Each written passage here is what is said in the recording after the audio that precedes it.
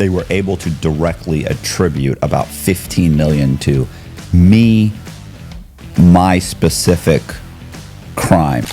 You're about to lose $100,000. You want to call the FBI, or you want to lose $100,000? What if these other, you said you've got like 5 mortgages. Like, what if these other mortgage companies figure out what's going on? And I go, then I leave town. And they go,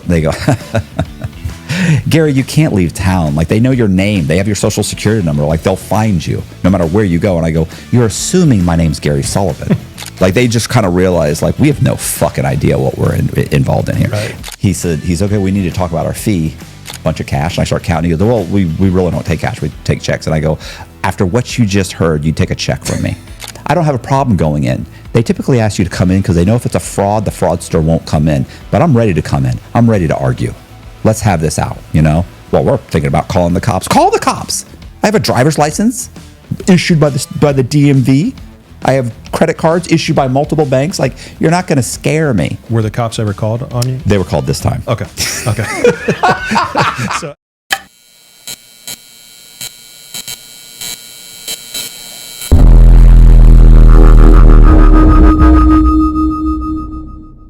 I'm totally, like, I'm okay with everything. Cool. I don't think I don't think you get to have to behave the way I've behaved in life and then go around saying, I don't want to talk about that. Well, maybe don't do things that you're embarrassed of. Yeah. Like, own up to them. I mean, right. There's, I would say, there's to me, there's 2 kinds of people in my life, right? Mm-hmm. There's those that are 100% acceptant of the person I was and the person I am today, and there are those people that can go fuck themselves. Right. That's it. Yeah. And it's great because going to prison and telling people that I went to prison and the things that I've done is a great deciding factor on who's going to be in my life and who's not going to be in my life. And those who don't want to be in my life because they're offended by that, I'm better off without you. Just something your dad would say when you were a kid, like, well, those aren't your real friends, but the truth, it sounds stupid when he says it, but it's true. Yeah, it's totally true. Fantastic. Welcome. So you want to introduce yourself real quick? My name is Matthew Cox, and I, con man or former con man. I, for about roughly a decade, I ran different types of scams, mostly real estate scams. And ultimately, I ended up going to prison. I got 26 years in prison. I did 13 years, and I've been out for 5 years, and I've been off probation for the last 2 weeks.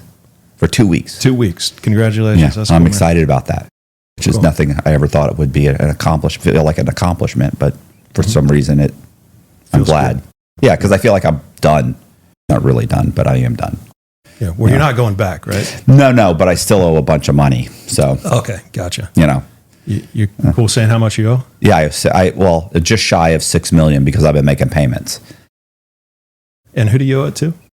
Right now I owe it to the federal government, and I would say I have 4 victims, and then the rest are banks and title insurance companies, right? So I have over 50 victims, 4 of which are individuals. And so the total it was $6 million. Now it's like, I don't know, it's like 5.7 million or something like that, 5.8 or something. I don't know. And you got to pay that back over the course of your life. Yeah, you have to make payments. I mean, I don't think anybody expects me to come up with $6 million at any point. And of course, they can only take so much of your income because you still have to be able to live and save. And, they can't say, you make $5,000 a month. We're taking 4, you get $1,000. Like, okay, well, I'll be on the street if that's the case. So, I have payments that I have to make on a regular basis. So, and it depends on how much you make every month. It fluctuates. They take a percentage? They take a percentage of what you make every month. So every month it's slightly different. Sometimes it may be, maybe $1,200. Sometimes it may be $600, $400. Who knows? Okay, so yeah, man. I mean, it's a pain in the ass. Yeah, it's a car payment. It's like a second mortgage or something, right? Yeah. Right. So you're renting right now. You're just. I'll probably never be in a position to buy a house again because they're going to one, I have a huge judgment against me, and they're going to attach whatever property I ever own. So there's no huge benefit for me to go out of my way to put a huge down payment down and try and buy a house. So we'll see. Yeah, you never. I mean, your channel's blowing up. So that'd be like a Mr. Beast channel for me to pay off $6 million. You know, I don't know. I'm very happy with the way things are going. So cool. So let's back it up. Well, first off, your channel. Maybe just mention a word or two about the channel that you have on YouTube. While in prison, I was writing guys true crime stories, and then I got out of prison, and everybody while I was in prison were telling me, when you get out, you should start a true crime channel, like on YouTube or Spotify or something. And I didn't really know what that was. Because when I went to prison, there was no YouTube. So it had been out for maybe a year. I'd never been on it. And I didn't know what a podcast was. And so when I got out of prison, I wanted to start to do a podcast. And, but I didn't know how. And I was living in someone's spare room. And so what I did was I ended up going on Danny Jones's podcast, his YouTube channel, and I did whatever. I told my story, and it blew up. It got like 2 million views. And what year was this? This would have been 2020. Okay. Yeah. This was late 2020. So I went on that. Then I went on Patrick Bet David. Then I went on Soft White Underbelly. I still hadn't done a channel. Because I told you last night, Danny was like, you need to start a channel. And I didn't listen to him. I was like, oh no, I have to have all the right equipment. I have to do it right. I want to, just a complete idiot. Like I'm some moron who just did 13 years in prison. I'm living in someone's spare room. Danny has a successful YouTube channel. He's trying to help me. And I'm like, yeah, you don't know what you're talking about. Like, okay, just pure arrogance. And so it took me another 6 months to a year before I finally started putting up videos, and I really kind of lost the momentum, I feel. And so I put up videos for about 6 months, and then I ended up meeting a guy named Colby, which is my editor, and we started interviewing other people, and that's how I started my channel. I started interviewing other criminals about their stories. So it's probably like 95% me interviewing other or former criminals, bank robbers, guys that ran Ponzi schemes or credit card frauds, Is it people or is it people that... Oh, no. So initially, it was people I knew. It was like a friend of a friend. Yeah. And those were the first few. And then as the channel has gotten more and more subscribers, I don't have to do that anymore. Now people are coming saying, hey, I think I have a story. Or, hey, Matt, I've been on 3 other channels. I want to go on your channel. Which is great because now I'm slowly at the point where I'm cherry picking stories. But I always joke with Colby, and so I have a buddy named Julian Dory, right? He runs a channel called Julian Dory. Do you know? Okay. I do, yeah. Yeah, great channel. And Danny Jones. Because, you start getting into that space, you kind of get passed around, and, some guys you meet, and you never talk to them again, and that's fine. Like, you're just a means to an end, you're some content, we're done. And some guys you click with. So I click with those 2 guys. So we're all kind of talking to each other. But I always joke, and listen, and I don't even joke about this. This is Julian, and he wasn't joking when he said this. He said he was putting out 1 podcast a week. I was putting out like 4 a week. And in the middle of a conversation, I want to say we were on air, he said to me, I was like, how's it going? How's the podcast going? How are your numbers are huge? Both these guys are way bigger than me, right? They've got 600,000, 800,000 subscribers. And I think at the time I might have had 100,000, 150,000. And I remember Julian goes, he said, well, we've been going with the quality model. Every episode is super high quality. He said, but we're thinking about going with the kind of like your model, like the quantity over quality model. And I thought, I don't think he realizes that he just insulted me. Like, it was like, I felt like we were going with quality, just more of it. But he's like, no, And I was like, so I'm going with the quantity over quality. And he was like, well, I mean, yeah, you're just smashing them out. Like, you don't really care who's on your channel. And I was like, God. But it's really not that. Here's the thing. And I told you this, I think, last night. Yeah. Is that I'll have a guy who ran a Ponzi scheme, and maybe he's got an amazing story. He can't tell it. He drones on and on. He doesn't know how to lead. He doesn't know about foreshadowing. He absolutely cannot tell his story. And halfway through it, you're ready to just end it. Mm-hmm. It's like, this is horrific. Mm-hmm. Doesn't have a sense of humor, doesn't joke around, nothing. And then you'll have some guy who's a drug addict, but he's been in 6 high-speed chases. He's never had more than $500 to his name. But boy, he can tell a story. Sure. Yeah. And it's riveting. And he's got a great sense of humor, and you're laughing the whole time. I'll take a crackhead over a guy that's stolen $100 million that can tell a story every single time. Like, I'm concerned about storytelling.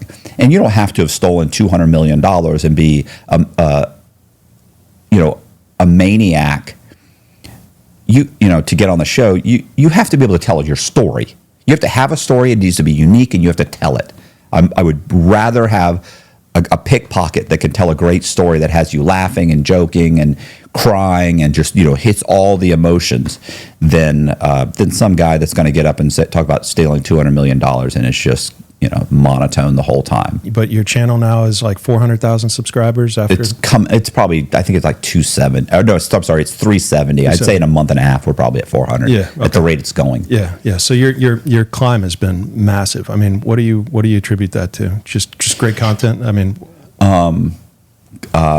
Quantity. Okay. Over quality. Quantity over quality. And that's what Danny Jones was kind of telling you in the beginning, right? Which you were like, you were ignoring it. Right. Yeah, I told you we went to Waffle House after my thing, and he's like, "Look, I can't promise you, but I think your interview is going to be big." And he said, "You need to put up some videos." And I was like, no. I was like, "Nah, I don't have the right camera." He's like, "You got an iPhone? Put up some." I'm like, "I'm not going to put up crappy photo or crappy content on an iPhone shot with an iPhone." I'm like, and I just didn't listen to him.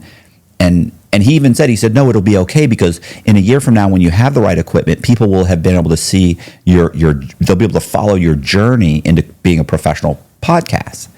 And I went, and I was just like, I don't want to do that. And now I realize, now when people talk to me about starting a channel, I tell them that's what you need to do. I wish to God I had done that. He gave me just great advice. Cool. Pretty much all of Danny's advice has been great advice. Yep. Just didn't like his tone. Okay. He's a little direct. Yeah, Danny's great. Yeah, cool, man. So, almost 400,000 subs. You've got a YouTube channel. How much did you steal? What got you put into prison for a sentence of 26 years? I go with like 55 million. But I would say they were able to directly attribute about 15 million to me, my specific crimes. And that's typically what I cover, because the government initially was trying to say $40 million of other crimes that were taking place in the organization that I owned. So if you're a broker and you're committing mortgage fraud and I'm helping you commit it, obviously that's conspiracy. And they were trying to attribute that to me, but they were never able really to figure out what that number is. So I always say it's 55 million, but it's about 15 million that I typically talk about, because the other stuff is like, these are other brokers that are doing it. This is just during the course of during the course of regular business as a mortgage broker or as a brokerage business. So 55 million. Okay. But the sentence was for the 15 essentially, right? Or the sentence was really for the loss. Okay. And the way the sentencing guidelines works is you get a baseline of for bank fraud, you get 8 points. It's a point system. But then they start adding up. So if you stole more than $1 million, it's another let's say 6 points. And then they start adding, was it a sophisticated crime? Yes. They hit you with sophisticated means. That's another 2. Did you change jurisdiction? Were you trying to evade detection? Yes, he was. That's another 2. How many victims? More than 50, that's 6 more, 8 more. They just keep adding it up. Before you know it, you're at a level 32 and you're getting 30 years. And that's kind of what it is. They kept adding all of these charges up. And so the more clever you are, the worse it is for you.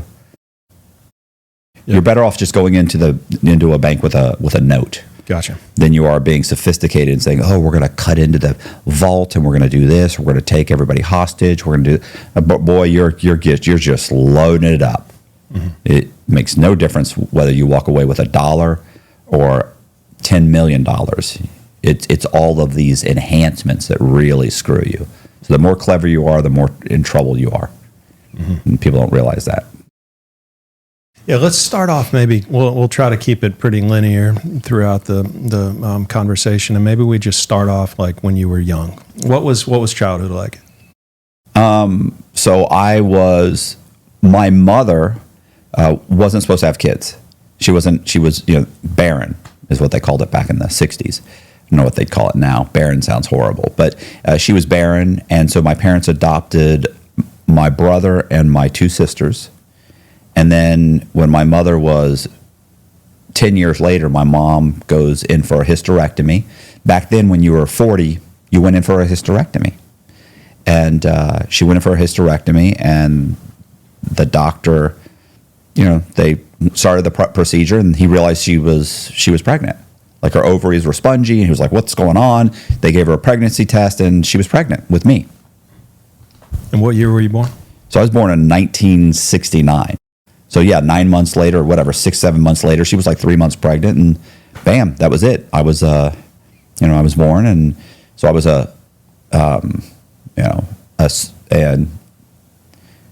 unscheduled birth. And then, growing up, my father had an alcohol problem, made great money. He worked for State Farm Insurance. I always like to say that, I was not the son that I think he felt he deserved, right? Like he's like 5'10", athletic, super smart, and I was 5'6", not super athletic. I had a learning disability. I had to go to special schools. And so, plus he's an alcoholic. So, even if he could hide his disdain for me on a good day, when he's an alcoholic, my sisters they were all stupid whores, and my brother and I we were never going to be anything. And, he would get drunk and he'd go on a 2-3 week bender, and then State Farm would sober him up. They'd throw him into a drug a rehab. And, he would, they put him in there for 30 or 60 days, and he'd straighten up, and he'd be good for a couple years. Even if he got drunk, my mom was a super enabler. She'd kind of hide it from the neighbors, hide it from State Farm. Oh, he's sick. And so he'd have a week where he couldn't go into work because he was on a bender. Sometimes he'd straighten up himself. He was always very apologetic afterwards. And, but he made great money. And I remember kind of growing up thinking to myself that if you made enough money, then, like you could pretty much behave the way you wanted to. People would they'd run interference for you. They would enable you. As long as you were making a bunch of money and that you were making them a bunch of money, then people were going to look out for you. You could pretty much do what you wanted to do. So that was kind of like the takeaway that I just always remember thinking when I got out, I had to make a bunch of money. I had to make money. Mm-hmm. It's the only way you're going to survive. And of course, his big thing was you're never going to be able to survive. He was super, very narcissistic. Not that I think anybody back then in the 70s and 80s really necessarily that was a diagnosis that people knew, but yeah, he was just kind of a dick. So verbally abusive for sure. And physically abusive? No, he was. Okay. No, he didn't have to be. So, even to my mom, there was never a time when. But yeah, he was just a terror. Okay, is he still alive? No, he died when I was in prison. Okay, got it. Yeah, He died full of morphine and of cancer, pretty much the way he wanted to go. Okay. So I mean, he's filled with painkillers. Pretty much how he wanted to go, and I'm sure. Gotcha. Yeah, you mentioned learning disability. You obviously incredibly intelligent. Just from talking to you last night at dinner and this morning. What is your learning disability? I have a visual and auditory dyslexia. So I have trouble reading and spelling, basically reading, writing, reading, spelling. I mean, my sentence structure is great. I'm articulate, and I write, obviously. So it's just a matter of, I read. If you hear me read, you're like, oh, wow, like you read like a fourth grade level, like it's bad. And then, of course, the more anxious I get as I read, the worse it is. Sure. Yeah. So, but yeah, it didn't stop me from writing a whole bunch of stuff. And, anybody who reads my writing, they always come back. They're like, man, you're an amazing writer. And it's like, yeah, well, you should hear me try and read it. Even my own book, like I wrote a memoir.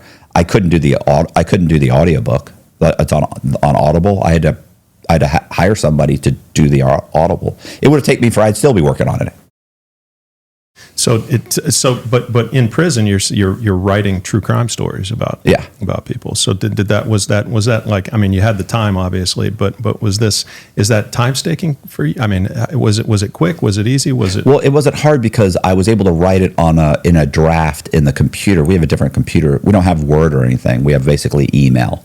An email system, a very restrictive email system. But I was able to type up the stories and then print them out and then give them to people to read. And then they would say, hey, you spelled this wrong, you spelled this wrong. They would catch the spelling errors. I would go in, change it, because there's no word processing function. I'd make those changes, print them out, let somebody read it again until eventually people would read it and they'd say, yeah, it's perfect. The punctuation's perfect. The spelling's perfect. Like the story's amazing. Then I could send it to somebody on the street and I could get a finished copy and then I could pass it around and I just started stacking them up, which it's funny because being in prison, like I just felt like that was valuable. And eventually I got some guys into Rolling Stone magazine and we ended up optioning their life rights. I got a book deal from Skyhorse Publishing. So, you start to realize like, wow, I'm in prison, I'm able to make money in prison. If I can do this in prison, certainly could possibly, do it on the street. And then, so that was kind of my game plan. I'm just going to start collecting these and make an effort at it when I get out. I get out. So you're in Tampa. You grew up in Tampa. You're raised by your parents in the Tampa area in Florida. And so you went to high school locally there, obviously, as well? I went to high school on Davis Island to a school called Yates Academy. It's not there anymore. Okay. It was for kids with learning disabilities. Okay. Any issues? You get through all good? And pretty much it was one of those schools where if you just pay the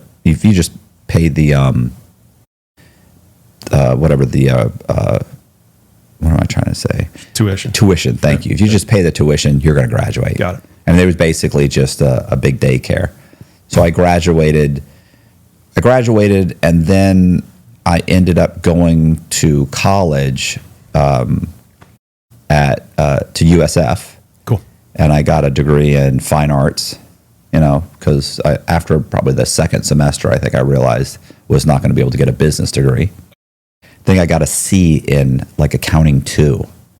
And I realized like never passing like microeconomics, macroeconomics. That's never going to happen. Okay. So I switched my major to just getting a degree in fine arts. When did you realize you were artistically talented?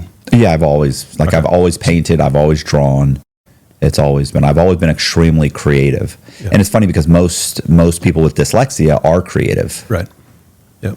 Yeah, cool. So after USF then, what was your path? Where'd you go? I was dating a chick that was a stripper. And she was literally, while I was in college, I was dating her. So I was dating her in college, and she was actually got a degree in finance. So she stripped her way through college, which is what they all tell you, but she really did. Okay. So, and so when I got out, she had met a guy at the club who owned a lending, like a brokerage business, right? But it was also a lender. And she was telling me, like, you need to do this. By this point, I was working construction. Like I'd already tried to get a couple jobs, or did get a couple jobs working as an insurance adjuster for about a year, 18 months, maybe a little over a year.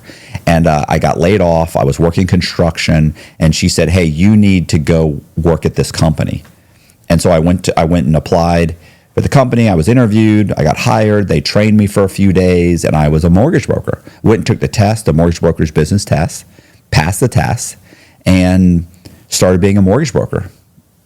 And it was Eagle Lending. It's called Eagle Lending. And yeah, so I ended up, getting a bunch of clients, borrowers, whatever. I guess clients are not really borrowers until you get them a loan. So started trying to get them loans. And the first loan I did, I went into my manager's office, and she looked through the whole file, and she pulled one page out and laid it down. And she said, it looks great, except for your borrower was 30 days late on her rent payment. And that's it. She's not getting a loan. And if in the last 2 years you were 30 days late, you're not getting a loan. And I was like, oh my God. And she goes, I go, what do I do? Already thinking, that's it, I'm done. And she said, and you have to understand, I banked everything on Eagle. Mm-hmm. Like I had literally my car payments, a couple payments behind. I'm a month behind on my mortgage. Like I'm going under. If this doesn't close, I don't know what I'm going to do. And so she said, if I was you, I would white it out. She actually pulled out the white out bottle. And, like they used to have them, the bottles. This is before the stick. Yeah. And she said, I'd white it out, make a copy, stick it in the file. They'll never catch it. This is my manager. Wow. And I'm like, and how big was this firm? It was big. They had probably a couple dozen offices throughout South Carolina and Florida. And so this is my manager. She told me to do it, and so I did it. I whited it out, made a copy. Was super, super anxious about it for 3 or 4 days, and then I got a phone call from underwriting, and they said we're ready to close. Closed a few days later. Got a check for like $3,500. Man, I was thrilled. I couldn't believe it. So then the next guy that comes in. So that's the dopamine hit. So now you're hooked. Now, is this where, oh yeah, I'm super excited. Yeah. Was this like the first, kind of like crime? Yeah. This would, like I'd maybe gotten a ticket or two before in my life. Like that was it. Like I'd never really committed any crimes. Okay. I was not like I was one of these guys like, I was selling drugs in high school, or I was breaking into houses or doing anything stupid like that. Like the most I did was speed. And so the next guy that comes in made like $50,000, right? What's your fastest ticket? I think I was going like 100 miles an hour. I had a Mustang 5.0. I did too. I got one for going on 75. I was going to like over 100 miles. Yeah. Had to go to court. Like I was afraid. Like I'd had a couple of tickets, and I think I was going to lose my license. Just don't double the speed limit, and you're in jail. Yeah, the cop had no sense of humor about it either. I was like, that's fine. It's not a big deal. It's a Mustang. It got away from the speed. Got away from me. Right. So anyway, like the next guy that came into the office made, let's say, $50,000. But if he made like $55,000, he would get the loan. So I changed the numbers, sent it to underwriting, got an approval. You changed the numbers on his W-2? W-2 form. Okay. Yeah. And so now he made enough money, and the loan went through. Did he know that you changed his numbers? I don't think so. Okay. I don't think it depended. Sometimes I would tell somebody, sometimes I wouldn't, because of course if they're asked, I want them to be able to deny it. And then if I'm asked, I can say, he gave me the W-2s. I don't know anything about it. What did he say? They're like, he's denying it. I certainly don't want him to say, I knew that was a bad idea. The broker told me to do it. No, I don't want him to say that. I want him to say, what are you talking about? So anyway, that loan closed. Next guy walked in, had an issue. I changed whatever literally it was like the next 4 or 5 loans that came in, changing. And I'm making, I closed like 4 loans. I made like $10,000, $12,000 my first month. That's a huge amount of money for me. Caught up all my bills. I'm paying down my credit cards. I'm thrilled. Next month, it was like I closed 4 loans the first month. Then it was like 6. Then it's 8. Then it's 10. Then it's 12. Then they make me a manager. And then a few months later, they actually closed the company down because they had lost their credit line. They had a credit line with some huge company called like Argent Mortgage, and they had a credit line, and they, it was a subprime company that I was working with. And tell me what year this was again? This would have been, let's say, 1999. Okay. And so in the middle of right before all that subprime stuff. This is when it wasn't taking off yet, but it was starting to happen. Okay. And so they close the company, and I grab a bunch of files, and I go and I start my own company. Okay. So I start my own company, I called it Consortium Financial Services, and I went out and I hired a bunch of brokers. So I have enough money. I didn't have that much money, but I had enough money to go rent a nice shell and, renovate, do all the renovations I wanted, buy all new desks, everything. It basically looked like a bank or a credit union by the time I was done. And you're paying legitimately for your new business and for starting it up and for all this. But with money I've been making, fraudulently. Right. So I go and I rent this place out. I start hiring brokers. I start training the brokers. Before long, I got 10, 12 brokers working for me. And anytime they had a problem, they come in, they're like, man, this guy, he's been on a job a year. He qualifies, but he's only been on his job for a year. And the job he had prior to that was this. I don't know what to do. And I'm like, okay, here's what we're going to do. And then I'd alter, change whatever needed to be changed. And then you start to realize, like, what I need to do is I need to start companies. So what happens is, I start making like fake companies, so the more periodically we would get caught.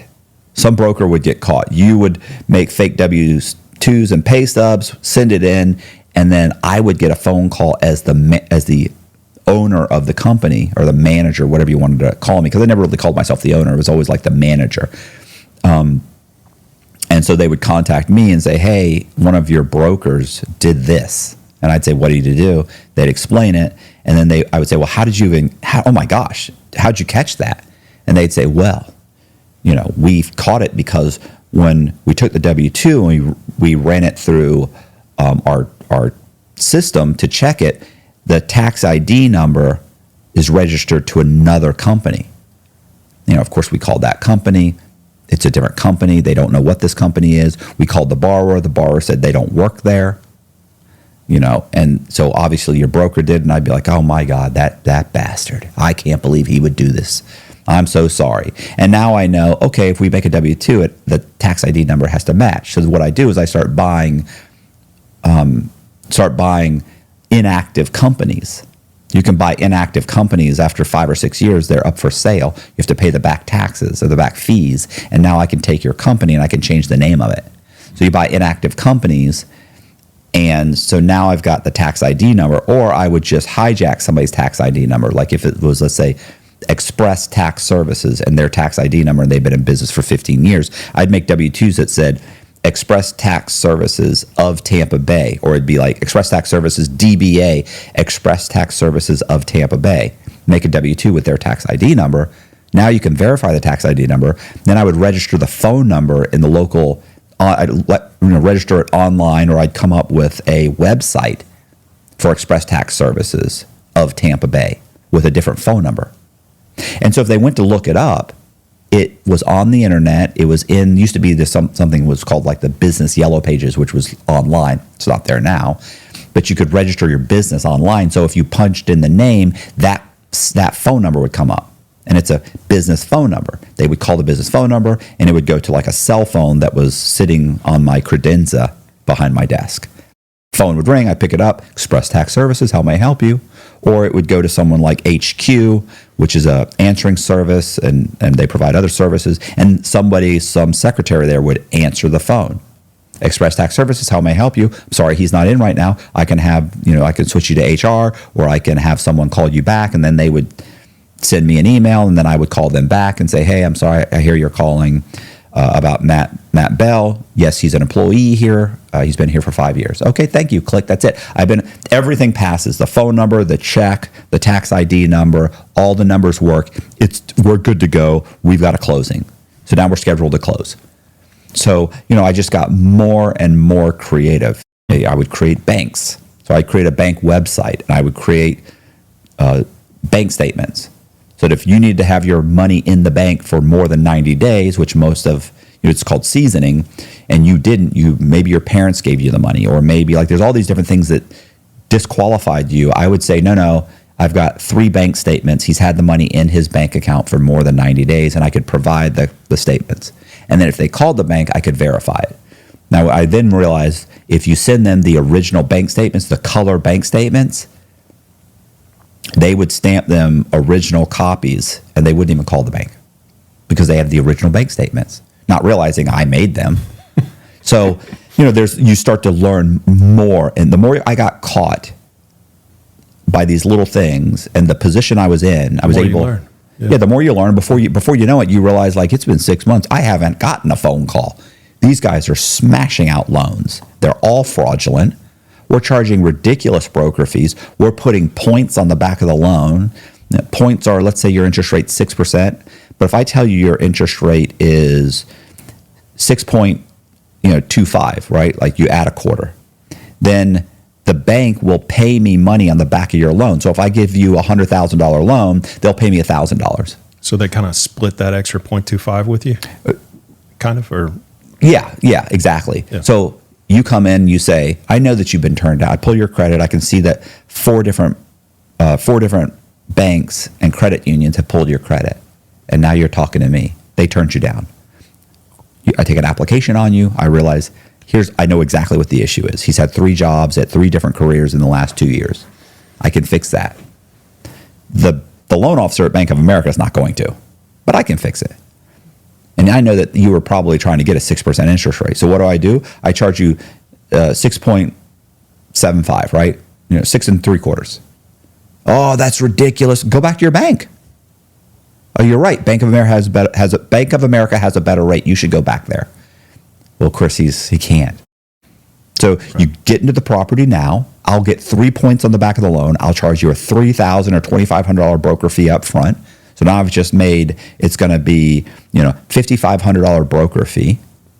And in 2 years from now, you can refinance. You'll be on your job for 2 years and you can refinance. Or you can go rent. Well, I'll just keep renting. Keep renting. That's 100% interest. When you leave your apartment complex, they're not giving you a check, are they? So do you want to get into a house now and refinance in 2 years? Or you want to keep renting your apartment? It's up to you. It doesn't make a difference to me. And then, of course, they're like, no, it's cool. And then they sign, and you run it all through. You change you say he works at this other company, or you say he's worked at his company for 2 years, and you change the phone number, or you get his boss to agree to say he's been there for 2 or 3 years. You make a couple W-2s. Next thing you know, he's going to a closing. He closes. You get a nice big check. I'm happy. He's happy. A couple years from now, he refinances, assuming everything goes well. So it started off with just a little stick of whiteout, right? And it's blown up into this full blown mill, fraud mill. And so, are all of your team members in on it? Are they? Yeah, periodically I would get somebody in that had had a conscience, or was ethical. Okay. But they don't last long. 1 out of 10 or something. And you just fire them? Yeah, I would. No, I don't fire them. You don't have to fire them. Once they look around and they've been there for 2 months and they're like, this is chaos. These guys are making stuff. This is a mill. I can't be a part of this. And then they quit. So they knew what was going on and they just leave. Yeah, we were blatant about it. Okay. So, but just it never got past that point of you getting a phone call and talking your way out of it. Nobody ever. Oh yeah, there were times when, well, it wasn't necessarily ever me. I would have a broker would get caught. I had a broker one time that caught, there was $2 million worth of fraud. It was a company called Pinnacle Bank Corp. And I got a phone call from Gary Vaughn, which was the president of Pinnacle. And Gary called me, and it's more like I got a call from the account executive, and then eventually Gary called me, and he got me on the phone. He was like, look, I used to make canceled checks. So it looked like you'd been paying your rent, but really they were just completely fake. And you just print them up? Or? I would print them up, and then what you do is you just put your borrower's information in the upper left-hand corner, and then you'd fill them out, and then they all looked like they went through the bank. They were run through the bank for let's say, I don't know what the amount was. Let's say it's $1,200 a month. Of course, back then it was probably $900 a month or $800, whatever. So you got 24 of them, not 12 months, 24, because you need 24 months of rental history. So it would look like you paid your rent, and these are the canceled checks. There's no better proof of of a payment than a canceled check. The problem was I had several different variations from different banks. Well, this one broker was using the exact same template for all of his borrowers, and he was sending all of his borrowers to Pinnacle. Now, we're signed up with 50 banks.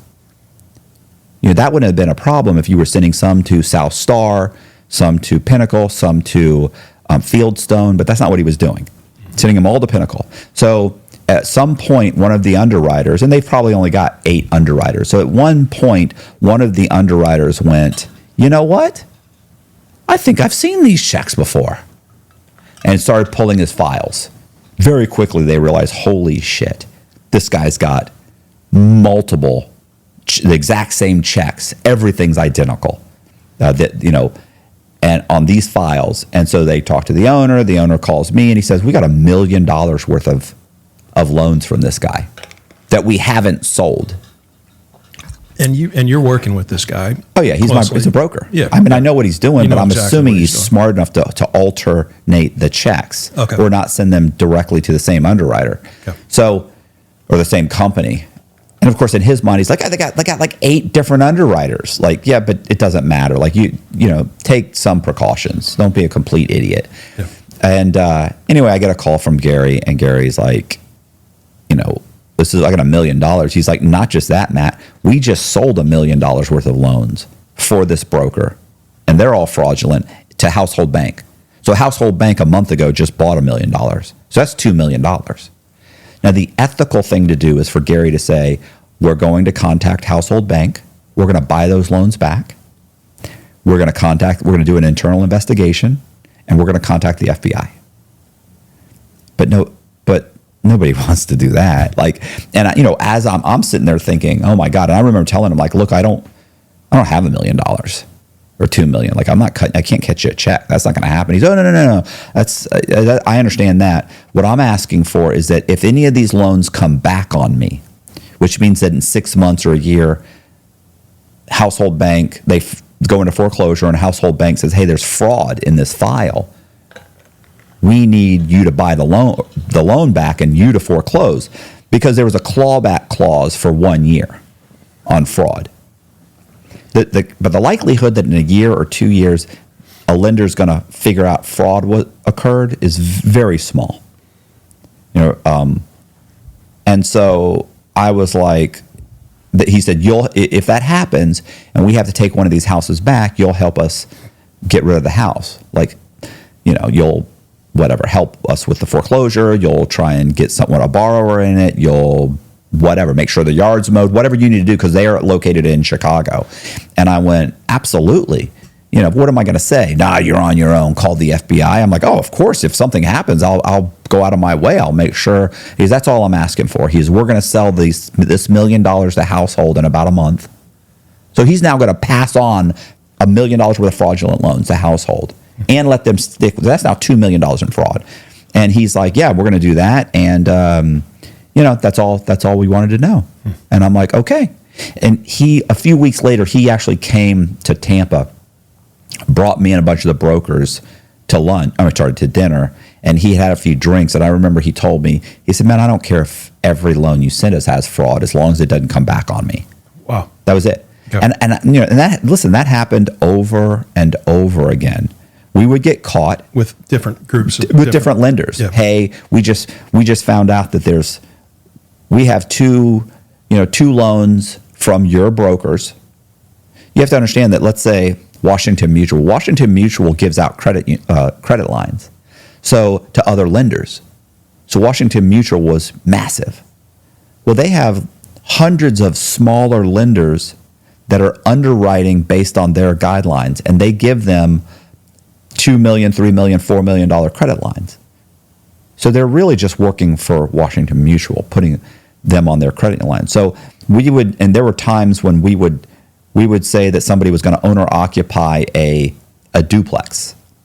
So if you're owner occupying a property, you get a 95% LTV, loan to value. But if you're buying it for investment, you have to put down 20%, so you get an 80% LTV. So we would have somebody come in and say, I want to buy these 6 duplexes. And we would that person would then say they were going to live in each duplex. They'd fill out the paperwork saying they're going to live in it. We'd get them a 95 or 100% sometimes loan on each duplex, and we would just send each transaction to a different lender. The problem is sometimes we didn't know it, of course. 2 or 3 of these lenders have credit lines for Washington Mutual. So then I get a phone call from an attorney with Washington Mutual saying, "Hey, like we got 3 owner-occupied duplexes for your borrower. You closed them all the same day, and now we have them. That's fraud." And you think, "Oh my God!" Like, listen, that's blatant fraud. That's a big deal. You think, "Oh, they're going to call the FBI," but they don't. Nobody ever called the FBI. No, they're like, For "Hey, how many years? You got to help us get rid of these. Can you refinance them with somebody else?" Okay. Like, it's like, "Can you commit another fraud and give it to another lender? We don't want to get stuck with them. We're going to have to sell these." And so it's just like, yeah, we can do that. How many times did you get caught and people did not call the FBI? Over and over and over again. I got caught when I was on the run. I got caught one time. Blatantly caught. Listen, I got caught one time when they're talking to me. I got caught by a bank one time where the bank figures out what's going on. And I was Alan Duncan. So the name of the fake person, I was using a fake person. His name was Alan Duncan. And they call me. And I'm sorry, they don't call me. I called them because I knew they were talking about calling the FBI. So an account executive that worked for the bank, it was called South Star Bank, and they called the account executive and explained what was going on. The account executive called the broker. The broker called me and said, they know Alan Duncan doesn't exist. He's not a real person. They're talking about calling the FBI. So I call the bank, get the president on the phone along with their their lawyer and the head of their fraud department. And I tell them, "Hey, this is Alan Duncan." They're like, "Well, that's hard to believe because Alan Duncan doesn't exist." And I'm like, "Okay, well, whatever. Listen, bro," I said, "let me just pay you back." And they're like, "Oh, no, we're going to foreclose. We're calling the FBI." Anyway, that conversation goes back and forth until I eventually explained to them that what I'd done, and we can get into this, but they realize they're going to lose like $100,000. You're about to lose $100,000.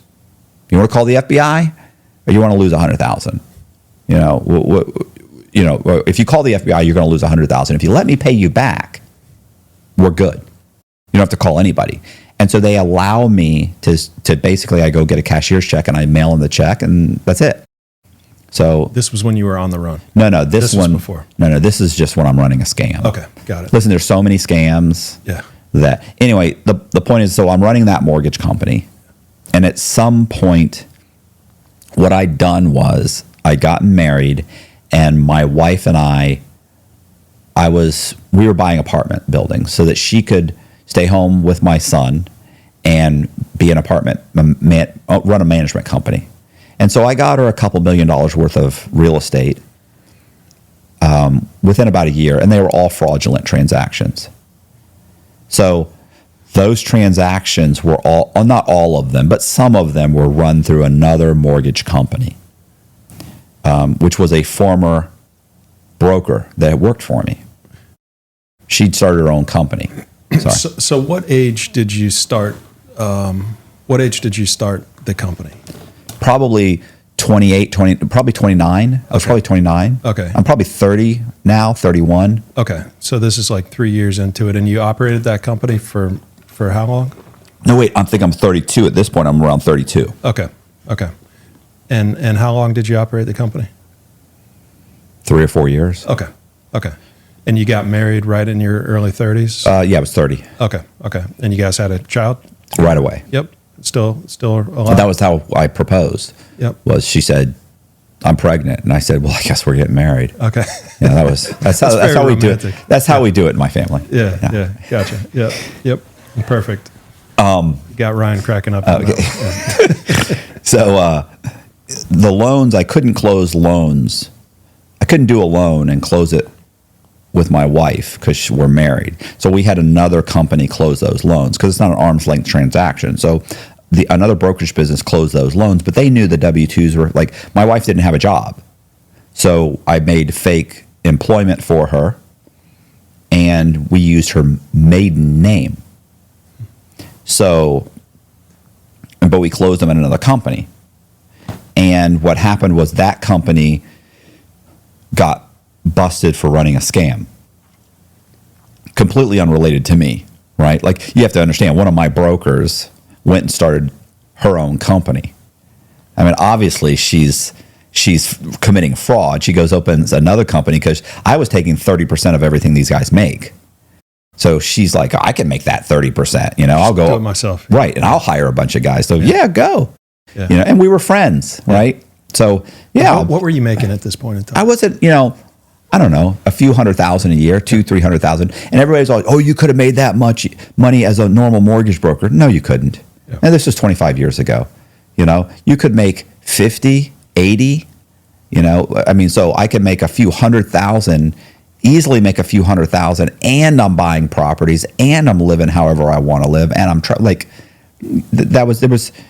if I wanted to work 80 hours a week, maybe I could make 50, 60, maybe 80,000 if I was an exceptional broker, which I wasn't. So what's your mindset at this point? Like pulling in a couple $100,000 a year, you're 30 years old, you know what you're doing is illegal, obviously. Are you concerned about getting caught? I'm not, because every time I got caught, you get caught, you talk your way out of it, you're like, wow. Like, you become emboldened. The smart thing to do, a normal person would probably go, "Oh my gosh, I'm so lucky I got away with it. I'm never doing that again. I was so scared." But to me, my thought process was, I'm just that good. Like, I'm so good at this, they can't catch me. Mm-hmm. It's just arrogance. Mm-hmm. It's just such, for a normal person, who's not arrogant and obnoxious and a complete jackass, like they have normal thought processes. Like, sure. That's not what you're dealing with here. Yeah. And why? Where do you think that comes from? I don't know. My dad was super arrogant, right? Super, he just thought he was something else, and he was something else. He's it's funny, when he died later on in life, he passes away. When I was in prison, and my mom comes to see me, and my mother tells me, and this is funny because I always think to myself, I used to have these conversations with my mom that I know, because I'm a prisoner in a visitation room in a prison that nobody really talks to. You're like a priest. You can tell me anything. Well, I don't talk to anybody. I didn't talk to my brothers and my sisters. So she would tell me stuff that it's like, no, you don't tell my sister that. I know you've never told Helen. You've never said this to Helen. But after my dad's funeral, I said, "So, how was the funeral?" And she went, "Well," she said, "it was good. It was good." She said, "There must have been 50, 60 people stood up, and it went on for hours. It stood up from State Farm." She said, 50 or 60 people stood up and spoke. Either they stood up and spoke or they spoke to her. I'm not sure. She said, and all of them were telling me how much your father had changed their lives. And he was an amazing manager. I mean, he would hire guys that were driving, 20-year-old Beetles, Volkswagen Beetles, rusted out pieces of junk. And a year later, they're driving a $100,000 Mercedes. I mean, he was an amazing manager. He was an amazing salesman. And she says, they would come to me and talk about how your father had just changed their life, and what a great, what an inspiration he was, and how phenomenal he was of a salesman. And I was like, right. Mm-hmm. And she goes, after listening to that for a few hours, she goes, you'd have thought he was a decent human being. Yeah. And I was just like, wow, Mm-hmm. And I remember she said, she goes, she said, I haven't cried. She said, and my ex-wife was super upset that she hadn't cried. She goes, and my sisters, they're like, your sister keeps calling, have you cried? And I'm like, no. And Kayla's my ex-wife. She keeps calling, saying, Mrs. Cox, have you cried yet? And she's like, no, I haven't cried. And she said, finally the other day, I just told her, I laid in bed last night and I thought about him and I thought that he's gone, and I just cried and cried. And I went, and I said, oh, you did cry? And she just, no. She says, but she keeps calling. What am I going to say? And I went, well, She goes, do you think that means something that I haven't cried? I said, well, you did a lot of crying when he was alive. And she goes, that's what I think. You know, I mean, you know, he just was what he was, you know, like he had great aspects of his personality and there were horrific things about him. But so I think that arrogance is, I think that comes from my father, you know, and just growing up with him and seeing the way he behaved. And so, yeah, so I would get caught and it didn't seem to faze me. What it did was, okay, well, now I know what this issue is and we tweak that and we alter that. We change that. Yeah, you learn, you adapt, and you just get better at your practice. Right. Yeah. And so at that time, was there any thought on your mind of a future where you're clean, you're straight, you're gonna? Yeah, I mean, I did keep thinking to myself, like at some point I'll, you know, when I have enough money. But you know, I mentioned, you know, when we talked last night, like you keep thinking, well, if I can just get out of debt, you know, if I could just get 100,000, if I can just get a couple 100,000, you know, if I could just get $500,000, you know, if I could just get $1 million. The problem is you get 100,000, you get $500,000, you get $1 million. It's just not enough. And then you just forget about that number at all. You stop telling yourself that there's a number because there's no number. I'm just going to go about my life and do what I have to do to get by and you know, get through whatever issues come my way. I'm going to deal with it. Mm-hmm. So what ends up happening is my wife, we'd done all these loans through various companies, but this one company had done like 3 or 4 loans. And that company, that brokerage business that had done the loan, ends up getting raided, right? Like they get in trouble. They get indicted for running a straw man scam where they'd had a bunch of Italian gentlemen who had bought houses at exorbitant sales prices and pulled out money out of the sales or during the closings and never made a payment, let the houses go into foreclosure. So it's like an $800,000 house, but you can get it appraised at $1.4 million. And so they get these guys that are straw buyers, which are some guy who's got perfect credit. And you're like, look, you're going to buy these 4 houses. We're going to pull out $1 million. We're going to give you $100,000 and let the houses go into foreclosure. And you're going to have to claim bankruptcy. But most people, if you said, I'm going to give you $100,000 and you're going to have to claim bankruptcy, they'll be okay with that. They do it. And these guys arranged that. And I don't know what the arrangement was, but I know that it was a straw man scam. And they never made a payment, and the banks investigated it. You know, they also did a big thing too was when the bank started calling, they just ignored the phone calls. Like that's a mistake. They didn't do what I consider, you know, maintenance, fraud maintenance. You know, you have to maintain your scams, right? This was the girl that worked for you that went and started her a new company. So she worked with these guys. They pulled out a bunch of money. Houses went into foreclosure. The FBI shows up at her office, starts asking questions. She calls me and says, at first she comes to me and asks me to refinance her house to get her so that she can pay. Like they froze her bank accounts, all kinds of stuff. Like she needs money to buy and get an attorney. So I refinance her house, a completely fraudulent loan. To get her like $75,000, she hires an attorney. And as soon as she hires that attorney, he says, you need to cooperate with the FBI against this guy. He just refinanced your house for $75,000 so that you could pay me. He's a bad guy. You need to get him. If you wear a wire against him, I can probably keep you from going to prison. So she wears a wire. She calls me and says, "Hey, can I meet you?" I said, "Sure. We'll meet at the pizza place." We go to a pizza place. She and her husband go there, sit down. We start talking, and she says, while we're talking, she's like, "Look, the FBI is asking about you. They're asking about Kayla," which was my ex-wife. And I go, immediately, "Oh my gosh, they didn't ask about the W-2s, did they? They didn't ask about the pay stubs. You didn't tell them we were married, did you?" Like I just bury myself.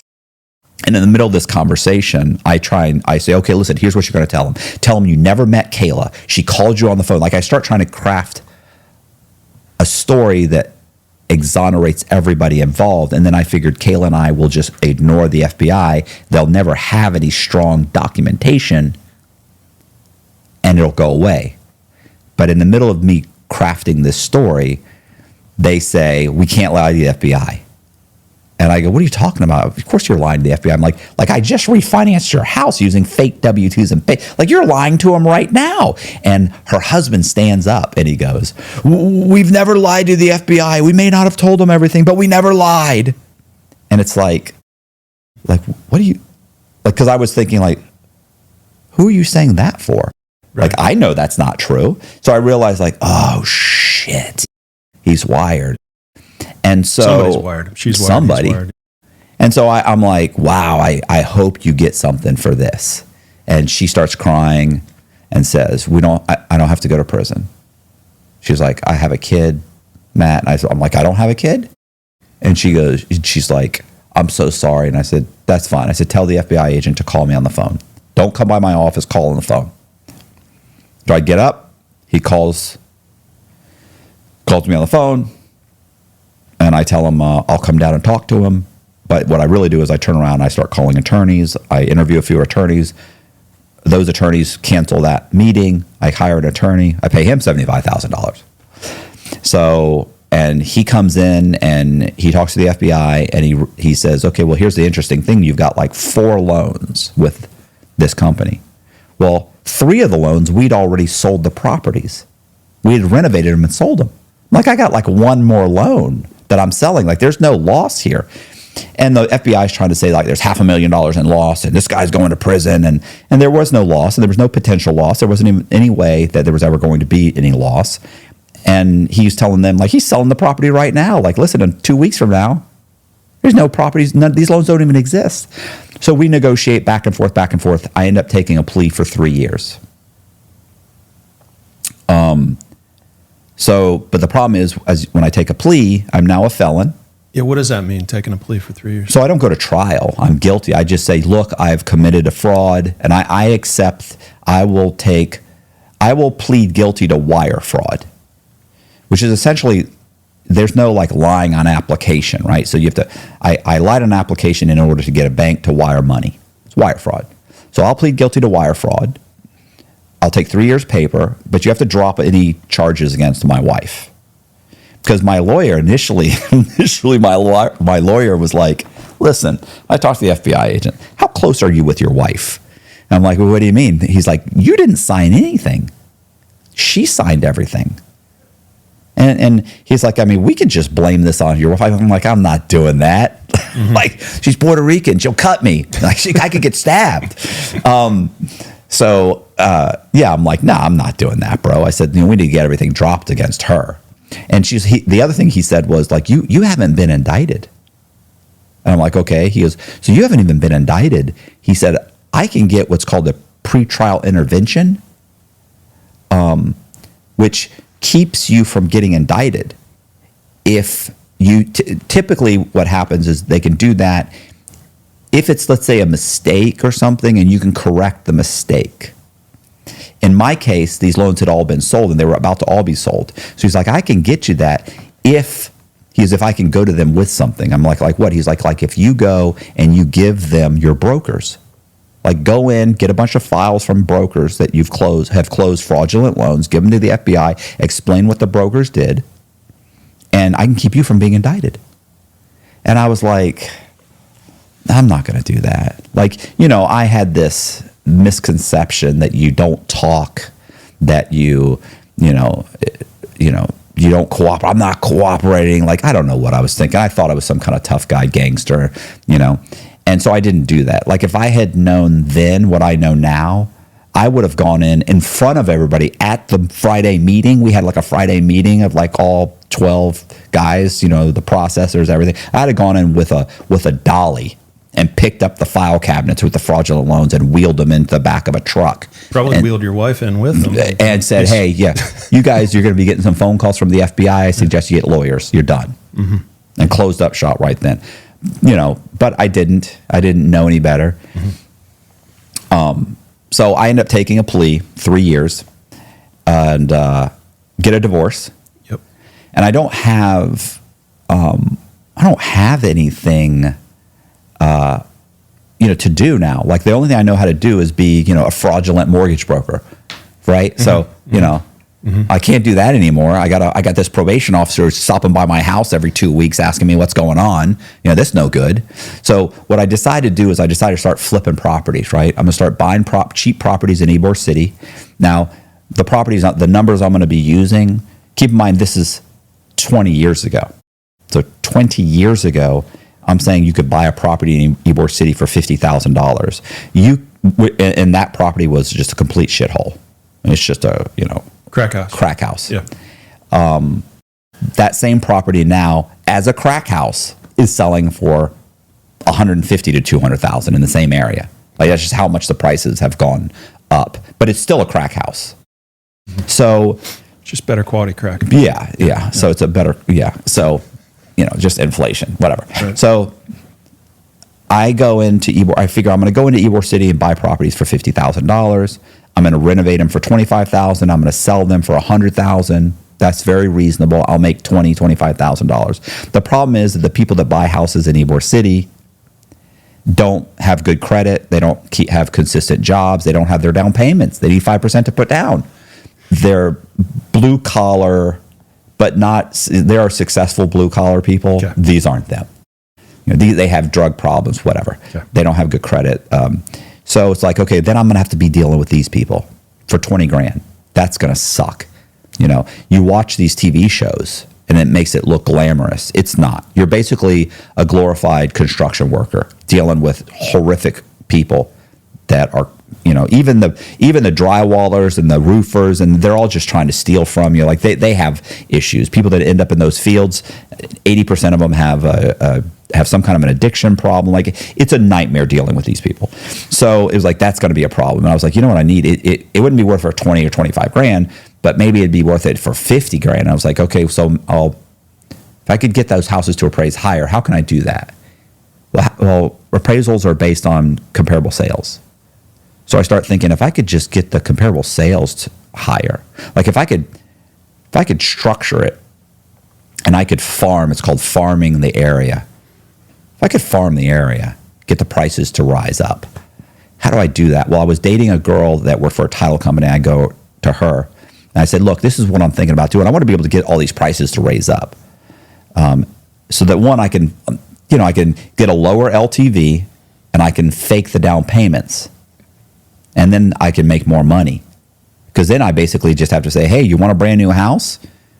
Like I can get you an 80% loan and get you into the house. Like you can basically have a pulse and I can get you into this fucking house. Mm-hmm. You don't have to have a down payment. You don't have to have anything. I can get you into the house. Like that's what I wanted to do. And the more, so she told me, well, look, if you just paid the extra doc stamps on the sales, you can buy a house for $50,000, pay an extra $700 or $1,100, and you can get the sale to register in public records as a $200,000 sale, even though you bought it for $50,000. And I was like, oh, that's worth it. Let's do that. So I start buying houses for $50,000 and recording the sales prices at $200,000 in public records. But then I thought, what the other problem with that is that I'm having to deal with these people, and they still have bad credit. And who's going to buy a house for $200,000? Like even that's a hard sale. So my real problem isn't just the sales price, but it's the borrower. So if I could just get rid of the borrower, I really don't have to do much work to the house either. I just have to clean up the outside. I can get an appraiser to say that it's renovated inside too. And so I thought, I'll just create my own borrowers. So what I do is I end up eventually, not right away, but eventually I figure out how to get Social Security to issue me Social Security numbers to children that don't exist. So I call Social Security over and over again, keep giving them different scenarios. It starts with, I don't have a Social Security number. They're like, do you have a driver's license? Yes. Were you born in a hospital? Yes. You have a Social Security number. You hang up the phone. Click. You call back. You say, I was born with a midwife. I don't have a Social Security. I've never had a driver's license. They're like, okay, great. Come on down. Damn it. You got to come in person, bring your birth certificate, and it's like, that doesn't work. You hang up. Then you start saying, okay, well, I know. I have a son. He was born, and he's 5 years old, and he's never had a driver's license or anything. Doesn't have a Social Security number. And they're like, okay, was he born in a hospital? No, he's born with a midwife at home. Okay, we'll bring his birth certificate and him and bring him down here to Social Security. That doesn't work. I can't bring this kid in. So it's like, okay. Finally, I call back and I say, oh, he's out of the country. There's got to be some other way. And they're like, well, how old is he? And I'm like, oh, he's 3 years old or whatever. And she says, that's too bad. If he's any children that are over the age of 12 months old have to come in. Really? Call back. I have a 10-month-old child. I have he was born with a midwife. He's never had a social security number issued. She says, bring his shot record and his birth certificate down here. Fill out an SS5 form. We'll issue a social security number. Wow. So that's what I do. I go down there. I fill it out. I give it to them. They issue a social security number to a 10-month-old kid that doesn't exist. So I then turn around and I apply for credit cards. They all get in this kid's name. Of course, I don't say he's 10 months old. I say he's like 32 or 30. I think I'm like 32, 33 at this time. So I'm 33 years old. I said, I apply for that, and they all get turned down. But I start getting requests saying, hey, we'll give you a secured credit card. So I get 3 secured credit cards. I make the payments on those credit cards for 6 months, and in 6 months, he's got 700 plus credit scores. So now I have these fake people, synthetic identities. How many? Ultimately, it was probably 8 to 10. All age 10 months old. When you went in and you got the Social Security printed, it was 10-month-old kids, and then you changed that later to being like adult, to make them adults. No, I don't change the Social Security number. No, not the social. Okay. No, when I apply I use that Social Security number and their name, and I apply online, but I don't say it's a 10-month-old child. I say it's an adult, a guy that's 33 years old. Okay. So I just changed their year of birth. Okay, right. And then they say, he has no credit, so we can't give him a credit card, but we'll give him a secured credit card. Put up $500, we'll give you a credit card. So I give them $500, they give me a credit card. And on the credit, it doesn't show that it's secure. It just says Bank of America gave you a $500 credit card. And, Capital One gave you a $1,000 credit card, and some other bank gave you, Premier credit card gave you a $400 credit card. So you did this for 10-ish people? Right. Not right away. It's like 3, and then I'm working on another 3. Ultimately, it was probably 10 or 11 or 12. Was it the same lady you were talking to on the phone every time? Oh, no. There's got to be 150. No. And I only have to talk to her once. After that, I never make another phone call. Now I just walk in. And you have to think eventually I end up figuring out how to go into the local DMV with a fake birth certificate and that Social Security card, and I would register to vote, or I would get a lease and fill out a lease agreement, and I'd go into the local DMV and say, hey, I just moved here from South Carolina, and I lost my ID. Can I get an ID? And they'd issue me an ID. He's got a birth certificate. He's got a Social Security card. And he lives here. He's been living here for about a month. Just moved, lost his ID. Yeah, standard. They run it through the system. He doesn't have any. His license isn't suspended. He's never had a driver's license in Florida, so he's only asking for an ID. Yeah, pay me $25 or $40 or whatever it was. You pay him that money. You sit down. They call you 20 minutes later. Stand on the line. They take a picture of you. You get an ID. Now I can go into a bank and I can open up a bank account. So I can go open multiple bank accounts. So, because initially I was making the fake IDs myself. I have a degree in fine arts, so it wasn't that hard to figure out how to make the ID. And these were the older IDs. These IDs that are here now, could probably figure out how to make them. I'd probably just buy them online through like one of these Russian websites. But I made one in college too. Did you? I went to Kmart. Yeah. Actually, and just used their color-coded color copier and just put my license in there and made a color copy of my license and clipped out the 1978 and changed the 8 to a 2 or something, right, and made another copy of it with a 2 on it, and I was able to buy alcohol my entire college lifetime. Yeah. You know what I did? I just sanded off the information and typed it up on Word, printed it on a piece of transparency in reverse, and then glued that over so that it was wedged between the transparency and the plastic, the driver's license. And then I would trim around the edges, sand it down, buff it up so it looks a little dingy, and you could still see the hologram. So people, they would go, okay, here, sit down. And I was opening bank accounts like that. So, but eventually it was just easier to go in the DMV. Okay, right. And your old business at this point is well, it's still running. It's still running. I sold it to a guy who was a buddy of mine. He had a master's degree in tax, and I sold it to him. And so he's paying me like $8,000 a month. So I'm getting an $8,000 a month, and they're still functioning. Half the brokers quit, but he hired new brokers. He opened another office, so we got a couple offices now. He's got a couple offices now. Is it straight and narrow, or is it? No, they're still committing fraud. Like I'm still being called in every other day to, hey, can you make W-2s? Can you make this? Oh, wow. What would you do with this loan? I tell them, do this, do that. Okay. And were those guys caught? Were any of the people that worked for you ever? They weren't at that time. No, they were really never really caught. So so here's what happened. So I start buying these houses. I've got a bunch of synthetic identities, and the names. So the first few names were like Alan Duncan, Joel Cologne, very benign names, right? And then I started making names like James Red, Brandon Green, David Silver, Lee Black. These color-coded names based on the. Did you ever see Reservoir Dogs? Yeah. Quentin Tarantino's movie. Okay. Mm-hmm. So there was Mr. Pink, Mr. Black, Mr. White, Mr. Yep. So I start making these names like that. I thought that was cute. So they're buying. Each one of these guys is buying 5 or 6 houses. So they're buying 5 or 6 houses in their name, and then they would just refinance them. So I'm buying the house in this guy's name, and then a month or so later, after we've cleaned up the whole house, we refinance the house. And so I've got $50,000 to $70,000 into it. So let's say I have $70,000, and we refinance it and get a loan for $190,000. So I pocket $120,000. I make the payments for 6 months on 5 houses, and I let them all go into foreclosure. So I'm borrowing $1 million. You have to think I'm also doing stuff like, by now I'm getting regular credit cards. So I'm getting credit cards for $20,000, $15,000, getting 3 or 4 of those. I'm going out and getting Home Depot credit cards for $1,000. So I'm running up his credit for another $50,000.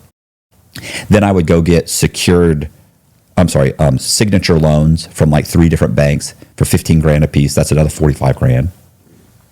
So I'm making the payments for 6 months, then I'll let them go into foreclosure. And then I would wait till the collection companies started writing letters. You have to think 5 properties go into foreclosure. You're getting a ton of letters. Like I'm checking this guy's UPS box, right? And it's like packed. It was actually mailboxes, et cetera, back then. So you'd go and pull them out. It was like, oh my God. And what I would do is I had taken an article of like a 12-car pileup on I-4 where somebody had been life flighted to Tampa General Hospital, and I just retyped the article and I stuck my guy's name in there. So James Red was in a catastrophic accident, and he was life flighted to Tampa General Hospital where he's currently in critical condition. So I would print that out on newsprint, cut it up, make a copy of it, write a letter from James Red's sister, saying my brother was in a catastrophic accident. He's currently in a coma. Even if he wakes up, the doctors say he'll never work again. I understand if you have to foreclose on the property. I'm, sorry about the inconvenience, whatever. But that's why you're not getting responses. Please stop mailing us letters.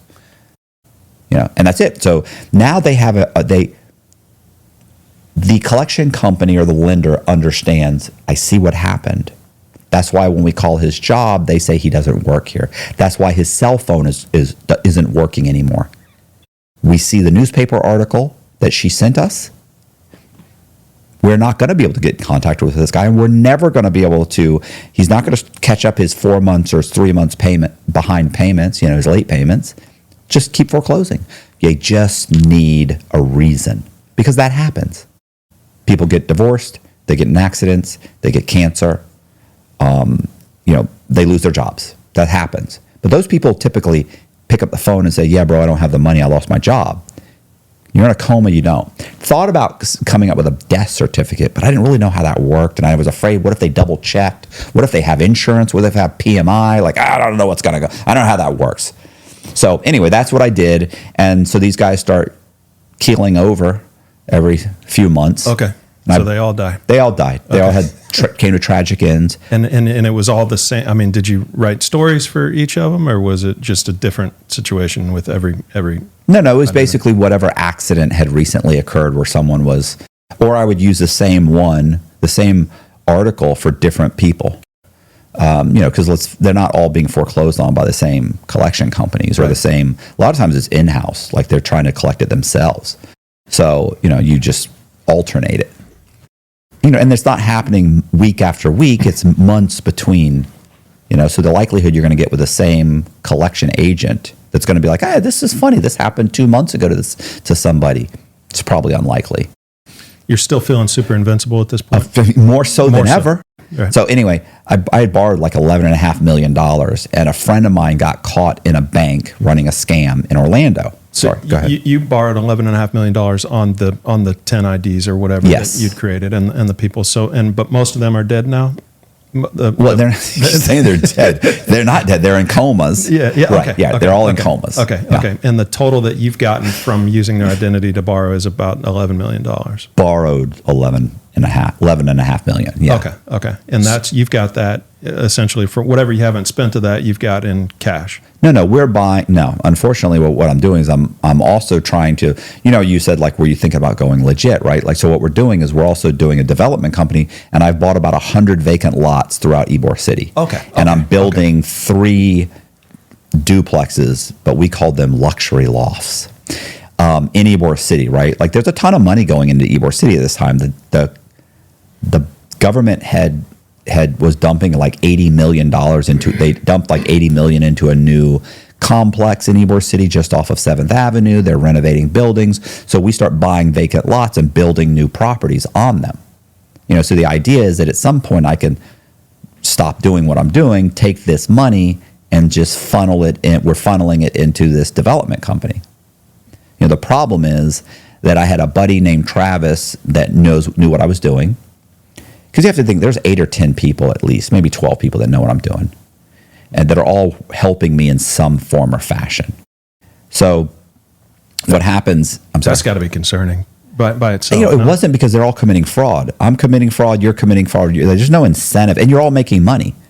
If I know in the last year and a half, you've made $400,000, what is the likelihood that you're going to run out and tell anybody,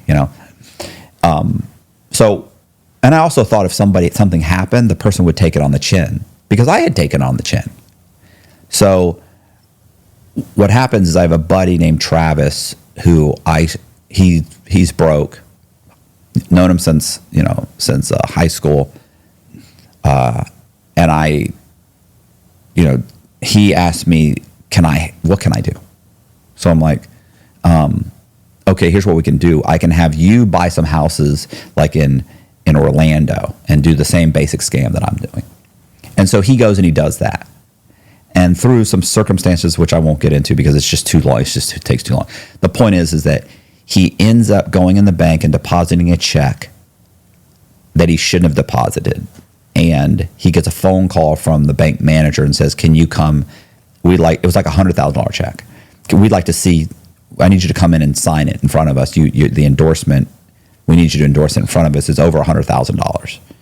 And I remember thinking that wasn't right. Like, I deposited many checks over $100,000, but then I wasn't signed up with his bank. I don't know. And I'm telling him, I think that's a bad idea. He goes anyway. He gets arrested.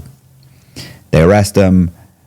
And so probably assuming within a few hours or the next day, it really had to be within a few hours, he says, I'm working with somebody else. I can help you get this other guy. He's currently on federal probation. He's running a multi-million-dollar scam in Tampa. And how hard is it for him to prove what I'm doing? He can sit in front of you and say, pull up the Hillsborough County Tax Appraiser's website. Public records. They pull it up. And he says, look up the name James Redd. James Redd bought a year ago, or a year and a half ago, James Redd bought 5 houses within about a month or so. 3 months later, they all went into foreclosure, or 6 months. This house, Lee Black, bought 6 houses. 4 months later, almost all of them go into foreclosure. Look up James Redd, or look up Brandon Green, look up David Silver, look up, they're like, oh my God, each one of these guys is buying 5 and 6 houses, and then within 4 to 6 months, they're in foreclosure. Right. So the colors weren't helping you at this point. What I thought was so cute was detrimental. So they let him out like the next day, right? Like I get him out on bond. I give him a bunch of money for his lawyer. He actually comes to me. He's coming to me like every 2 weeks saying, man, I need some money. I'm just giving him money. Here's $1,000. Oh, you need a new truck? Let's go buy you a new truck. Oh, you want to start a tree trimming business? I'll go buy you. Let's go buy the boom. Let's go buy the this. Let's go buy the that. Like I'm throwing money at him. Probably gave him 30 or 40 grand within a month and a half. But the whole time he's working with the task force. They put together a task force to investigate me. I would say a few months later, 3-4 months later,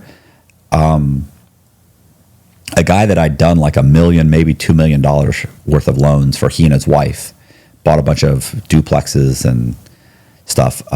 He comes to me and says, can I talk to you? And I'm like, yeah, what's up? And he was a sheriff's deputy. His name was Steve Sutton. He didn't work there anymore. So he comes to me, he's Matt, can I talk to you? I'm like, yeah, what's up?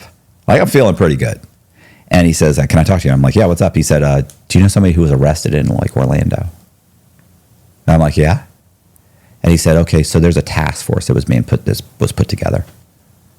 And he actually said there's a task. First, he told me there was a task force that was put together. I said, okay.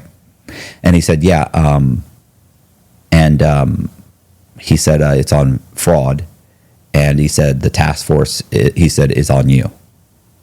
And I was like, what? He's like, yeah. He said, I used to date a woman that works for Tampa Police Department. She came to me this morning, like 6 a.m, wakes him up before his shift and says, listen, we just handed this task force over to the FBI. Your buddy Matt Cox is going to be arrested in a few days. And so he said, yeah, it was on you. They're going to come arrest you. And I said, I'm like, oh my God. And he goes, yeah. He said, do you know somebody in Orlando that was arrested 3-4 months ago? And I was like, yeah. And he goes, yeah. Well, that sparked this whole task force. So I was like, oh my God. So this is like the first time that you're freaking out. Well, You've been caught a lot of times, but this is like, this is different. This is imminent. This is imminent. You're getting arrested. There's a task force. I'm like, holy shit. So this is a Thursday at like 4:00 or something. And I turn around and I start writing out checks for like $7,000, $5,000, $8,000. Shouldn't you go to Puerto Rico, like P. Diddy or whatever? I mean, shouldn't you just like get on a plane? I'm like, well, I don't want to live in Puerto Rico. Yeah. I've been to Puerto Rico. I can't live in. I'd have to stay in San Juan. And so I start handing out, going around to all the brokers and people that I know. I'm like, here's a check for $7,000. I need you to go to the bank and cash it. And they're like, okay. So over the next day, I get out like 80 grand, in cash, and run up all my credit cards. I remember I had paid off like $30,000 or $40,000 in student loans that I had, and I literally raced to the bank to take out all the money I could before I had literally written the check a couple days ago. It hadn't cleared. I didn't know if it had cleared. I go to the bank. There's no app. Go to the bank and they were like, boom, you got like $4,000. I said, no, so what ends up happening is I pack up my stuff and I decide I'm going to take off. I've got, I had been dating a girl for about a month or so. And she shows up at my house while I'm packing my bags and says, what's going on? What are you doing? And I was like, I'm leaving. She goes, why? And I tell her what happened. Here's exactly what happened. And she's like, oh my God, this is insane. And I'm like, well, it is what it is. And she's like, I want to come with you. She's like, I'm in love with you. I want to be with you. And I'm like, oh, like we barely know each other. What are you talking about? And I even said, look, I'll be honest with you. I don't think this is ever going to be love. Like we were just having a good time. And she's like, I don't care. She's like, what are you going to do for money? I said, I'm going to go and I'm going to steal a few $1 million. And that's it. She goes, okay, well, I want to come with you then.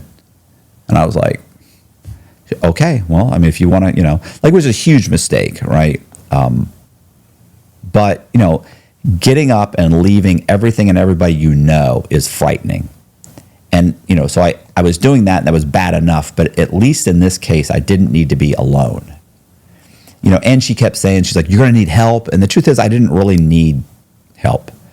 Like I was in control of and handled every single aspect of this fraud. You need less people knowing about what you're doing, not more people. My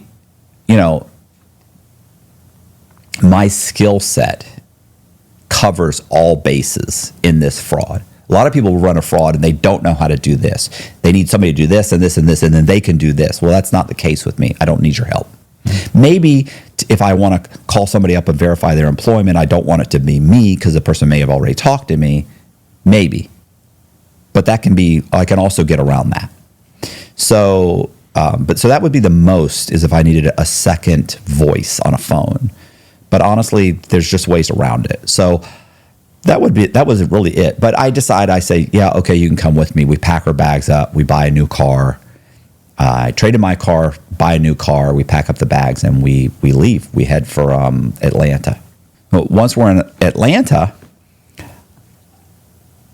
I rent a house from a guy named, there's an area outside of Atlanta called Alpharetta, Georgia. So we go there and we rent a house. I rent a house, and the guy's name is Michael Shanahan. So we rent this house, and the quickest way for me to get money is obviously to borrow it.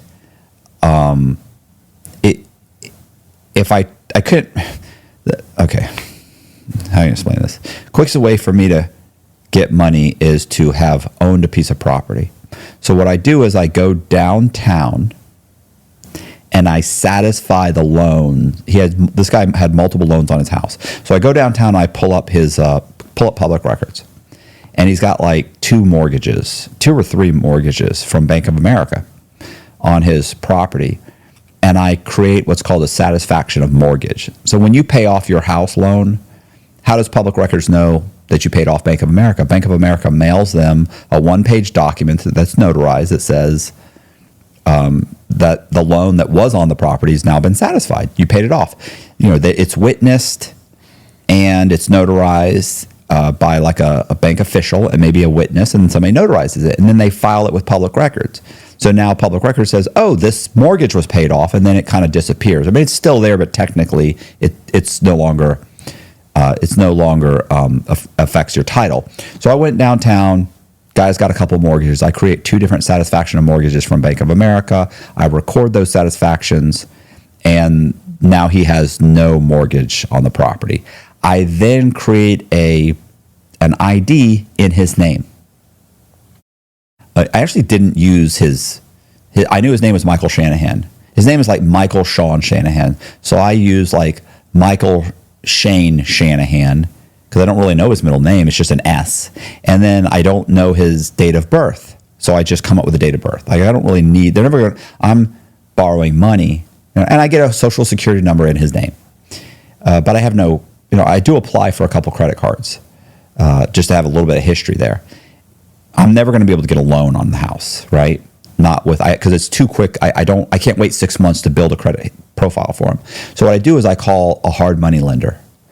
And if I'm going to borrow one mortgage on the property, I might as well borrow 3 or 4. So I call up 3 different hard money lenders. And explain to people what a hard money lender is. A hard money lender is a guy that lends money simply on the equity in your house. He'll give you 65%, sometimes 70% loan to value. So if your house is worth $100,000, he'll give you $70,000. So I call up 3 of these guys. The house is worth $200,000. They all come out individually. One comes out at like 10 in the morning. One comes out at like 1 o'clock. One guy comes out at like 4. They look around the house. They go, yeah, it's a nice house. It's in good shape. And I'm like, yeah, I'm renting it. And I want to put in hardwood floors. I want to do a little bit of work. I want to pay off, buy another house. I want to do this, do that. And they go, yeah, it's great. I'll lend you $140,000, $150,000. I then schedule 3 different closings with 3 different title companies. And I close within, I don't know if I closed all within the same day, but within a day or 2, I close on each one of those with each one of those hard money lenders. And they all pull my credit, but you don't have any credit, right? Which is exactly why I can't go to the bank. I've owned the house for over 10 years, which is why there's no mortgage on it. I paid it off. So, they're like, okay, makes total sense. And so, and I tell them I'm trying to reestablish my credit, and they can see that I've got like one new credit card for $500, which is a secured credit card, but they don't know that. And they can see I've pulled my credit a bunch of times. So it makes 100% sense. And so they're like, okay, perfect. I'll lend you the money. So I schedule 3 different closings. I go to 3 different closings, and each one of them lends me like 140,000, 100, whatever, roughly 130, 140,000, 150,000. I end up borrowing it's like $400,000 is what I walk away with. So I deposit those checks in the bank, and I pull the money out in cash, and I take off. And then I never make a payment. So probably, after I take off, the real Michael Shanahan shows up to go he hadn't gotten a payment. He hasn't got his rent payment. And we did make a few payments. We were there for a few months, but we just stopped paying. So he goes to put like a 3-day notice or something on the door. He's called all the phone numbers. They're all disconnected. And so he goes to put he checks the mail, and there's a bunch of foreclosure notices to him. And he's like, what's going on? He starts making the phone call. They're like, yeah, you borrowed some money. And he's like, I didn't borrow any money from you. Well, I don't even know who you are. And how's that possible? So they contact the local authorities. They contact the Secret Service. Secret Service enters the picture. But I'm gone. And they have tons of pictures of me in a bank in multiple. I've opened up 5, 6, 7, 8 bank accounts. But he didn't know your true identity? No, okay. He doesn't know who I am. I think my name was David Freeman. So that's all he knows. So a bunch of John Doe warrants are placed, but they very quickly figure out who we are because we weren't hiding our identities. We're cashing these checks. We're putting our thumbprints on them. I have no problem. I know I'm already wanted. So we end up with like I said, 400,000. The 80,000 that we started with, that's probably gone by now. We go to Charlotte, North Carolina, and we rent a place downtown, super nice apartment, and it's like post apartments. So we rent a place. There's like a Starbucks across the street. This Bank of America's across the street. Like it's like the home of Bank of America's across the street. Like it's in the middle of downtown. Like it's nice. Keep in mind, we're driving. We've got new Infinities. We're driving. We've got all brand new cars. We got like three or four different cars. So under different names. Yeah. Well, at this point, I realize I'm driving around. I need IDs, right? And I can't use these synthetic identities because I can't get a driver's license in them. I can get an ID, but not a driver's license. So what I decide to do is I start surveying homeless people because they're not using their identities. They're not going to go get a DUI because they don't have a car. They're not going to check their credit and realize that somebody's using their credit. So what I do is I make a statistical survey form. I just made it up. I get a clipboard, make myself an ID, saying I'm a statistical survey worker, I work for the Salvation Army, and I go around and I stop homeless people and I said, hey, I work for the Salvation Army. We're trying to determine where we place our next homeless facility. Would you like to take a survey? Pays $20 cash right now. And then I flash them the cash. And they go, yeah, what do you need? And I say, yeah, I need your name, date of birth, social security number, what state and county were you born in, what's your mother's maiden name, if you ever received social security, SSI, SSD, are you currently on food stamps, you ever been in the military, you ever have a passport, what states have you had identification in, when was the last time you were gainfully employed, do you believe you'll be gainfully employed within the next year? They give me all their information, I give them $20. I go, I order and I fill out an application for a certified birth certificate. I fill out an SS5 form for their social security card.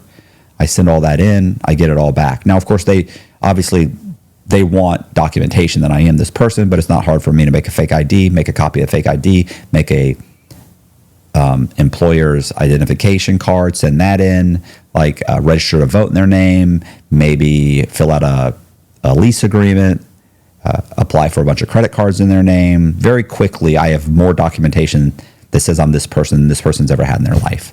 I apply for a passport. So it's an issue. You know, I'm very quickly, I put this together and I'm good. And I've got a ton of documents. So I then turn around, and so I'm renting houses, buying cars, and then I go to South Carolina, to Columbia, South Carolina. I buy a couple of houses, satisfy the loans on those houses, and I refinance those houses. And how many like homeless people's identities are you using at this point? At this point, well, throughout the whole thing, maybe 10 or 15. Okay. So I buy a couple of houses, satisfy the loans on the houses, right? Mm-hmm. So you've got your house for sale, $250,000 house. I go in, I say, look, I'll give you $25,000 or $25,000 down or $50,000 down, and you owner finance me the house. You go, okay, cool, no problem, I'll do that. Maybe you still owe $200,000 on it. So we do what's called a wraparound mortgage. And I pay you and you pay your mortgage, but it's in my name. And my name is Gary Sullivan at this point. I had surveyed a guy, and we had gone to Vegas. I surveyed a guy in Vegas named Gary Sullivan. So I've got an ID in Gary Sullivan's name. I got multiple bank accounts in his name. I buy a couple houses in his name, satisfy the mortgages on the houses, and immediately refinance those houses. So I refinance those houses, and I borrow $1.3 million on these houses. So I'm borrowing from multiple mortgages, multiple banks. So I have multiple mortgages. Pulling out cash, I pull out like $600,000, probably $600,000 out in cash. One day I walk into a Wachovia. Well, you know what? So in the process of this whole thing, I'm pulling out cash. So one day I'm sitting at home, and Gary Sullivan's cell phone gets a phone call. Pick up the phone. I'm living in Charlotte, North Carolina. I'm doing this in Columbia, South Carolina. I get a phone call. It's like an hour and a half drive. So I get a phone call from a lawyer, and he says, hey, I'm a lawyer with, I want to say Washington Mutual. Yeah, Washington Mutual. And I'm like, okay, well, hey, what's up? And he says, listen, we got a phone call from a title company that says we're in like whatever, second or third position. They borrowed up. I got a first mortgage from them. They're supposed to be in first position. They're like, we're in like third position, second position, something like that. And I'm like, oh, okay. They go, yeah, we got an issue with this. You know, I go, okay, have you contacted law enforcement yet? And they go, no, we were hoping you had an explanation for this. I said, okay, well, here's what I want to do. Sounds like there was an issue. I can pay you back right now. I said, but I can only pay you back if we agree that we're going to keep this between the two of us and not contact the federal authorities or any authorities. And he goes, I don't have a problem with that. I just want to get paid back. I said, I can get you a check right now. Keep in mind, I've got like over $1.5 million, at this point, I probably got $500,000 in the bank. Well, more like $800,000 or $900,000, because I'm still taking out money. You know, I've got 10 or 15 bank accounts, but, you know, it takes time. So he goes, yeah. He said, yeah. I said, okay, I'm going to go to my attorney's office. Give me about an hour and a half. He goes, okay. So I jump in my car and I start heading to Columbia. So I'm on my way to Columbia. I call my corporate lawyer because I'd open up a corporation and open up several bank accounts in the corporation's name. Keep in mind, I'm doing a lot of stuff. I can't explain everything I'm doing, right? We'll be here for 6 hours. Anyway, so I'm headed there. I call my corporate lawyer, tell him what happened. And he's like, oh my God, Gary, what have you done? He goes, I'm going to get my business partner, my partner. He's a criminal lawyer, criminal defense attorney. I'm going to have him meet us when you get here. I said, okay. I go there. I go into the conference room. I explain what happened. He says, my God, you know, what have you done here? And I'm like, he's like, okay, listen. I said, well, look, this guy's already agreed to let me pay him back. He's okay. Well, you'll pay him back? I said, absolutely. And he says, I said, I can go get a cashier's check right now. I just want you to get on the phone with him, you to have the same conversation to make it more official. Get me something in writing that says they're not going to cooperate with the authorities as long as they get their money back. He calls him up. He says, okay, how much do you want? It's like $100,000. I'm going to say it's like $100,000. Okay. One house was worth like $220,000 or $230,000. The other house was worth like $110,000. So I only borrowed like $100,000. So it's like $100,000. I'm like, okay, yeah, I can go right now to get a $100,000 cashier's check. And he's like, okay. So he says, okay, they have an agreement. They send documents back and forth. We sign. Everything's good. We're good. I'm going to go get it. And he says, okay, well, we got a problem here, Gary. I said, what's that? And he said, what if these other, you said you've got like 5 mortgages. Like, what if these other mortgage companies figure out what's going on? And I go, then I leave town. And they go, Gary, you can't leave town. Like, they know your name. They have your social security number. Like, they'll find you no matter where you go. And I go, you're assuming my name's Gary Sullivan. Right. And listen, the look on their faces, they just went like white. And I remember they were like they just kind of realized, like, we have no fucking idea what we're involved in here. Right. And he goes, okay, well, we'll cross that bridge when we come to it. I said, exactly. My current problem is getting rid of this guy. I'm going to get the cashier's check. Right. That's how your mind works. I mean, your mind is very clear. I mean, you're putting out fires. Every step that you go, you're attempting to just say, okay. Well, usually I don't even have a fire. No, right. But if you have a fire, you need to put that out right away. Right. Because of all the planning, you've been able to get to the point where you're feeling really good. You're not. I mean, at this point, I'm sure you're nervous about what the future is going to look like a little bit. I feel very confident in this moment. These guys are they're a little bit nervous, and I don't even feel that they have any liability involved in this. Like, nobody's arresting you guys. Right. Like, I just feel like, hey, these guys need this money to shut up. Let's give them the money. I'm working a multi-million-dollar scam here. 100,000, nothing. I'll just borrow another mortgage.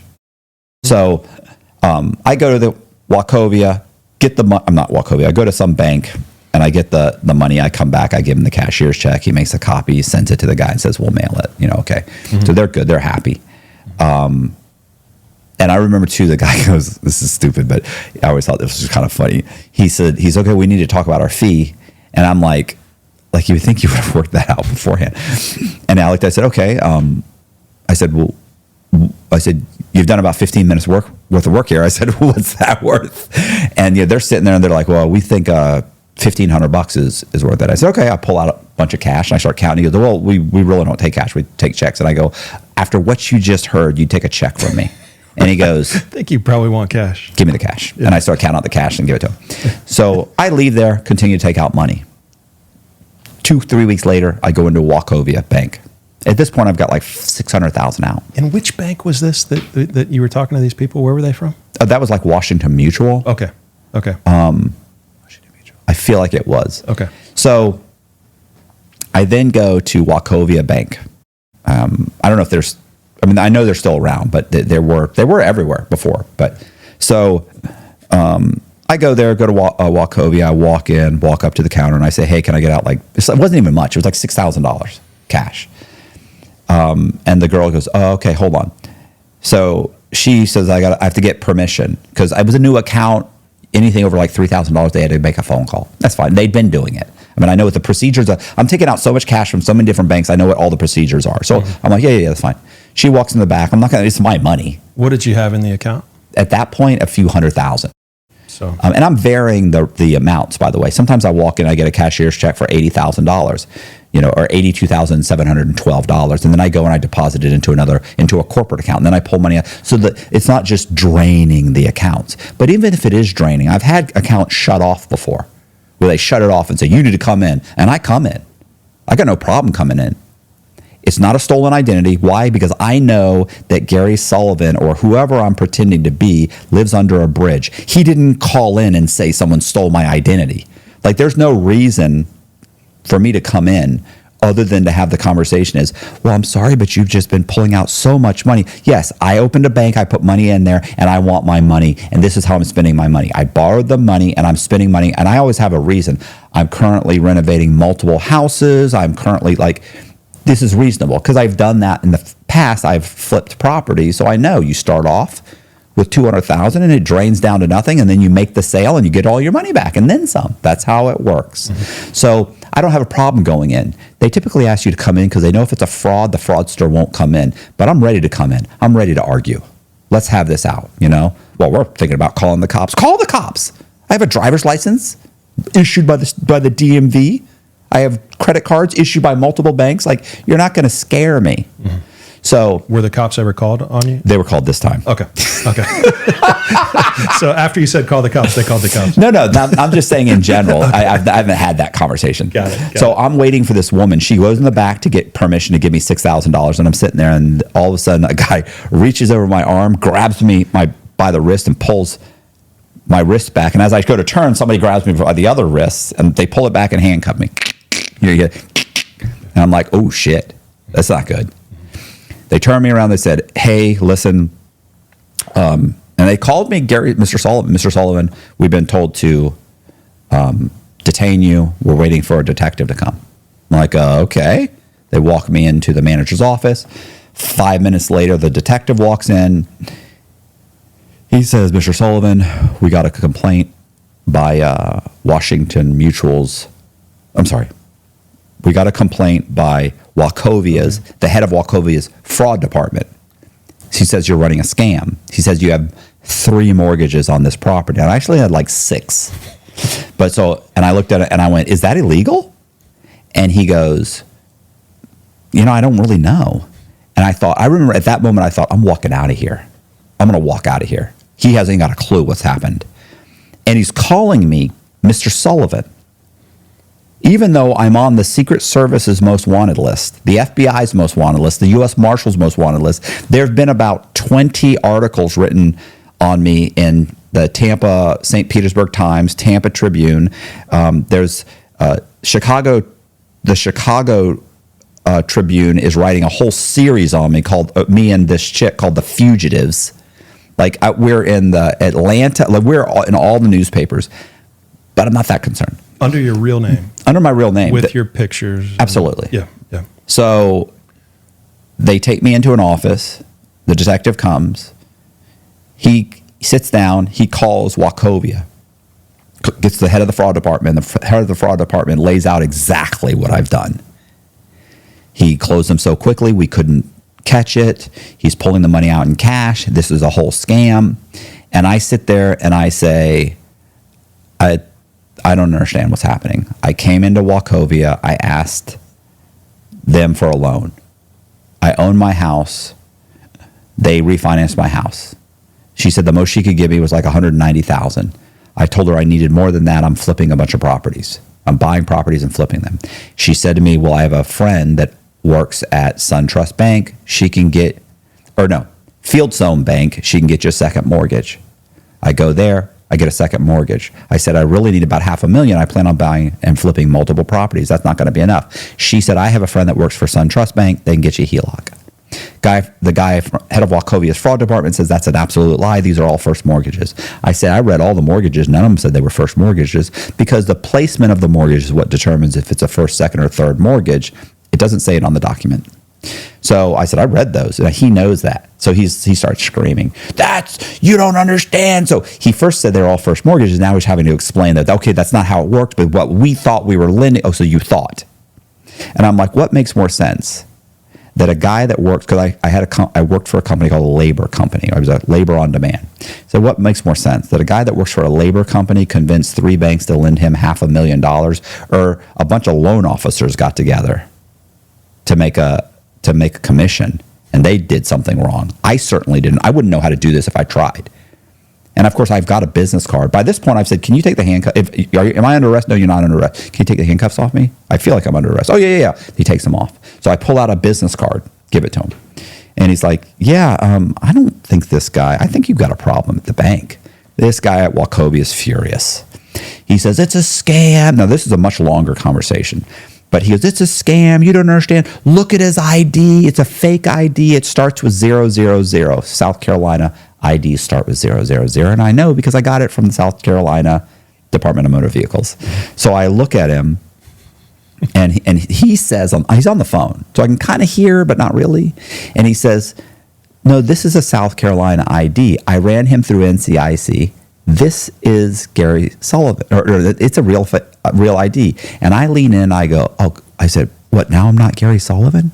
I go, bro, what are we doing here? And he goes, I know, Gary, I know. He said, listen, I think you've got a problem at the bank. I don't know what this guy's done wrong. I mean, sounds to me like I don't even know if this is criminal. And this guy's yelling. He said, you need to fill out a formal complaint. I'll talk to the district attorney. I'll let you know. Hangs up the phone. And this guy's screaming. Hangs up the phone, says to me, Gary, can you follow me downtown, fill out a report, and I'll let you go. I said, no problem. No problem. Get up, leave. Get in my car. I'm driving there. Becky, the chick that I left with, calls me. Oh my God, where have you been? I've been calling. I just checked the internet. They just made you number one on the Secret Service's most wanted list. And I said, bro, I got bigger problems. I was just handcuffed in a bank. I'm going downtown to fill out an application. Fill out a police report. Here's what happened. I explained it to her. She's like, drive, get out of there. And I'm driving a really fast car, but I can't outrun a helicopter. Like, what are you talking? I mean, it's not going to happen. Right. I said, listen, I'm going to be okay. Yeah. Talk your way out of anything at this point. Yeah. I mean, you're going in, you're going to fill out whatever document he asks. Yeah. I go in, I fill out the application. Yeah. I fill out the application. I fill out the police report. I'm waiting in the hallway because he couldn't leave me in his cubicle while he went and talked to the lieutenant. He said, I can't leave you here. He goes, can you wait in the hallway? I said, sure, no problem. So I wait in the hallway. I'm standing in the hallway, and there's all of these wanted posters. And my wanted poster was the only one that was in color, and it was on the wall. Mm-hmm. So I'm like, holy shit. Like, I'd never seen it. Mm-hmm. And I'm like, oh, my God. And so he walks up behind me. Hey, Gary, you ready to go? Absolutely. Walks me in the elevator, walks me downtown. He says, I talked to the district attorney. He said, we do have some questions. Do me a favor. He said, don't leave town. And I said, where am I going? I own a couple of houses here. I'm not going anywhere. I said, bro, I have no idea what's going on. I'm good. Mm-hmm. He goes, okay. I go to 2 more banks. I pull out more money. I jump in my car. I leave. Becky had already relocated because this scam was wrapping up. I'm just pulling out the last bit of money and we're leaving. Cashier's checks you pull it out with, or how do you pull cash or just cash? No, I'm saying I was in the process of pulling out all the cash. Yeah. So she'd already relocated to Houston, Texas. So I'm saying the scam's done. We've borrowed the money. Yeah. We're just getting the money out. So so while I'm doing this, you need to relocate so that when I'm done, we can just disappear.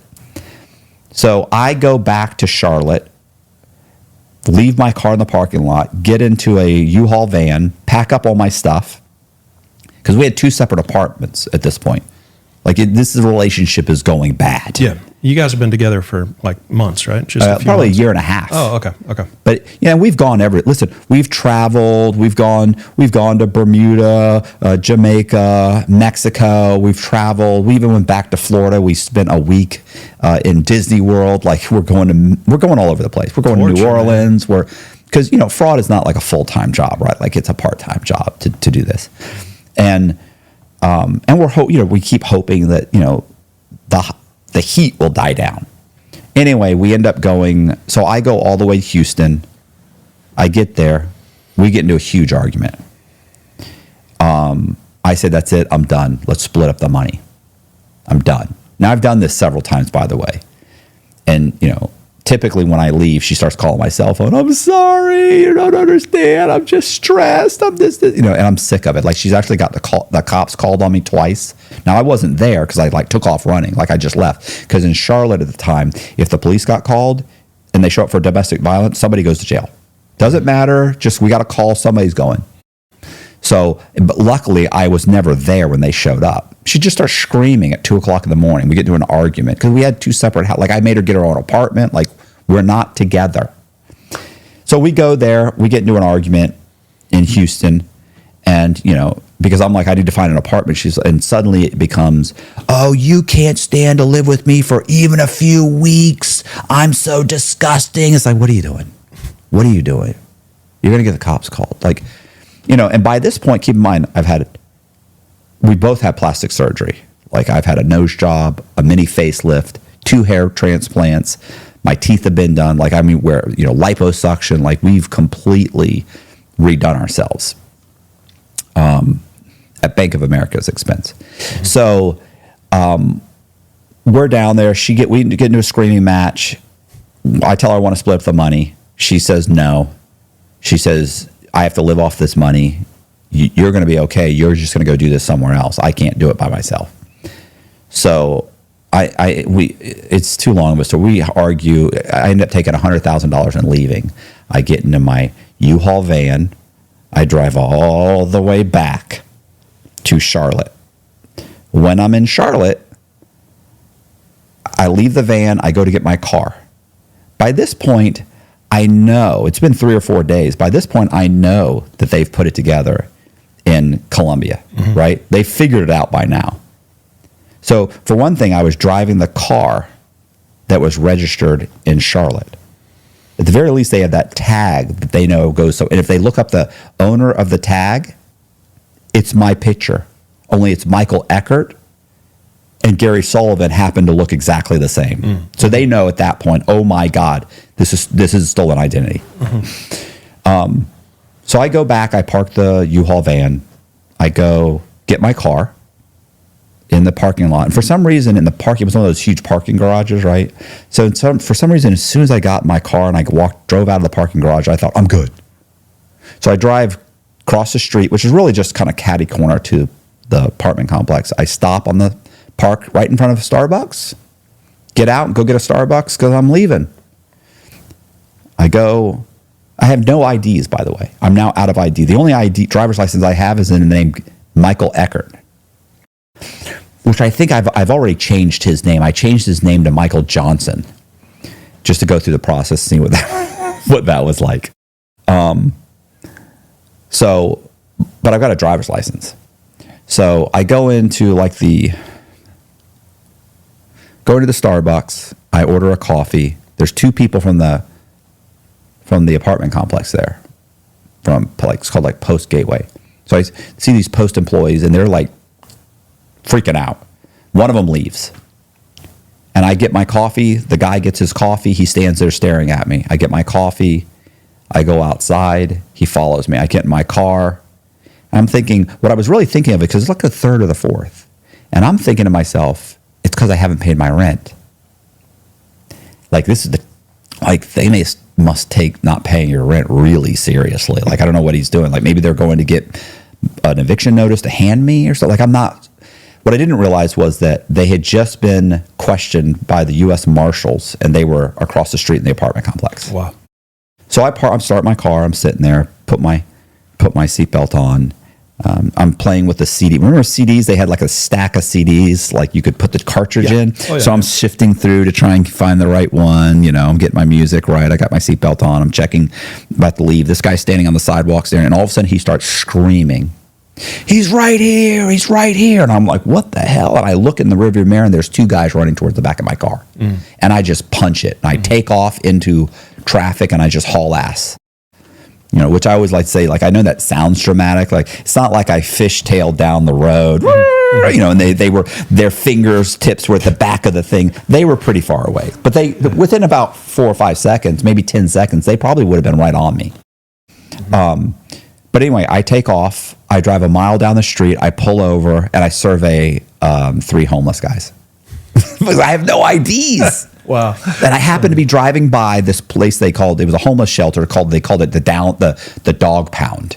And I'm driving by and I see 3 guys that are white guys in their early 30s. That's hard to find. And I was like, oh shit. Woo. I whip it around, pull around, jump out. Hey, you guys, I work for the Salvation Army trying to determine where we place our next homeless facility. It pays $20 cash right now to take a survey. You interested? Absolutely.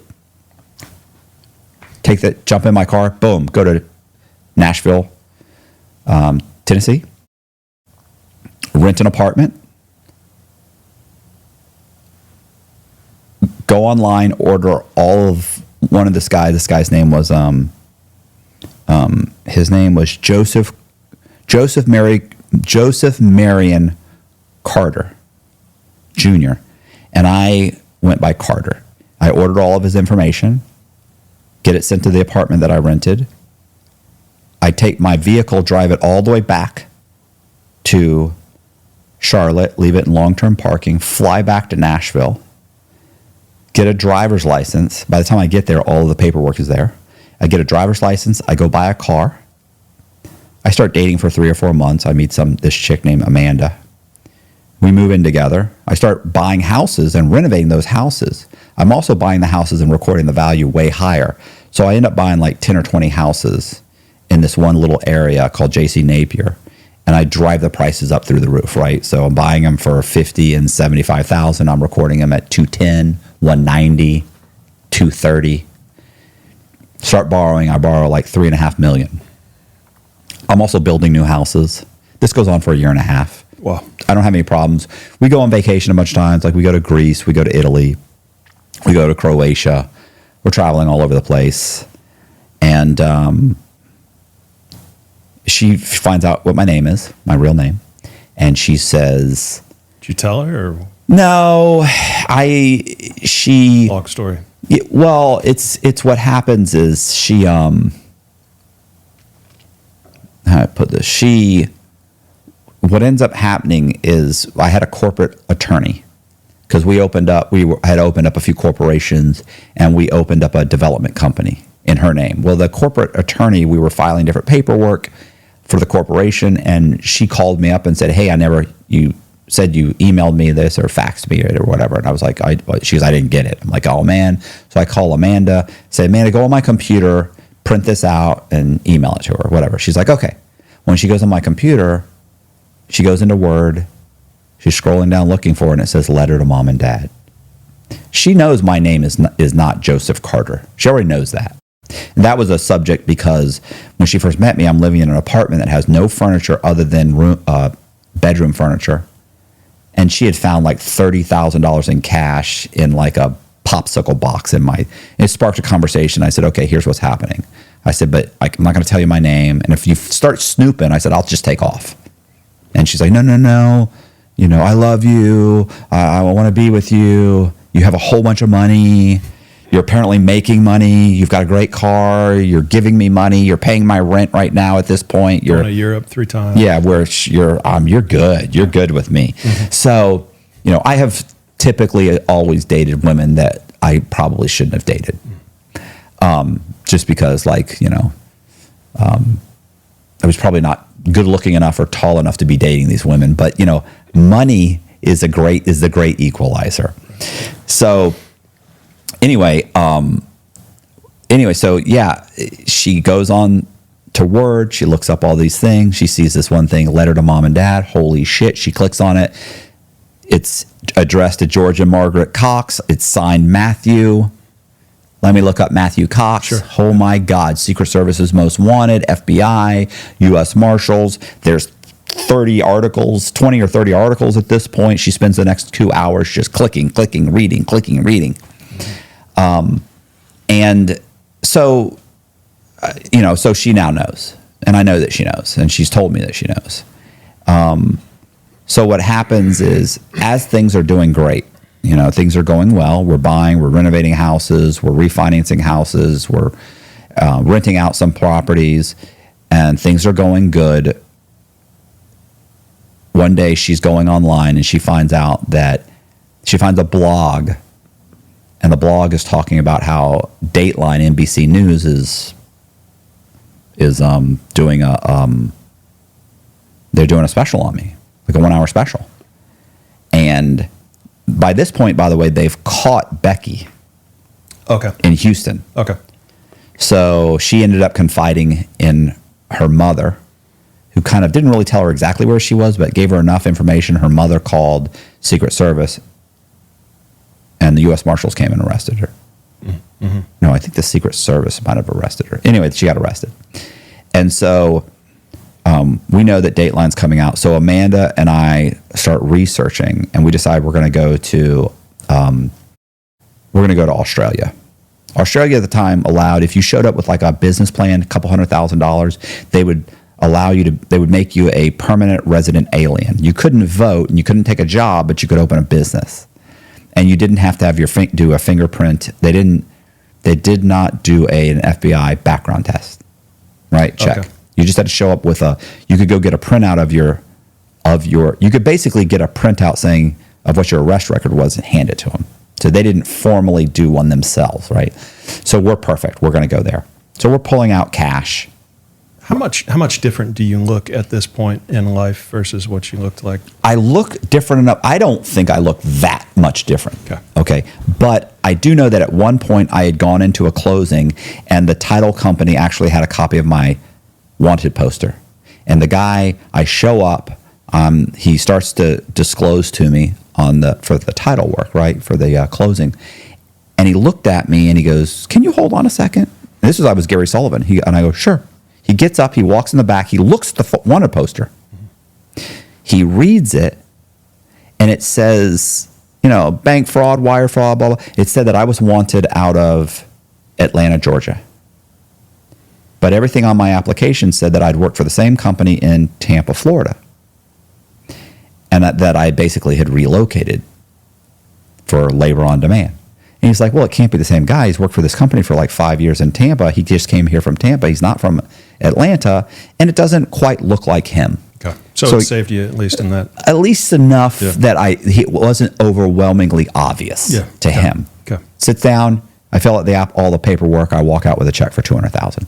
So anyway, we're about to leave and go to Australia. We're pulling out cash. And Amanda ends up confiding in a friend of hers and says, "Hey, this is who this guy is."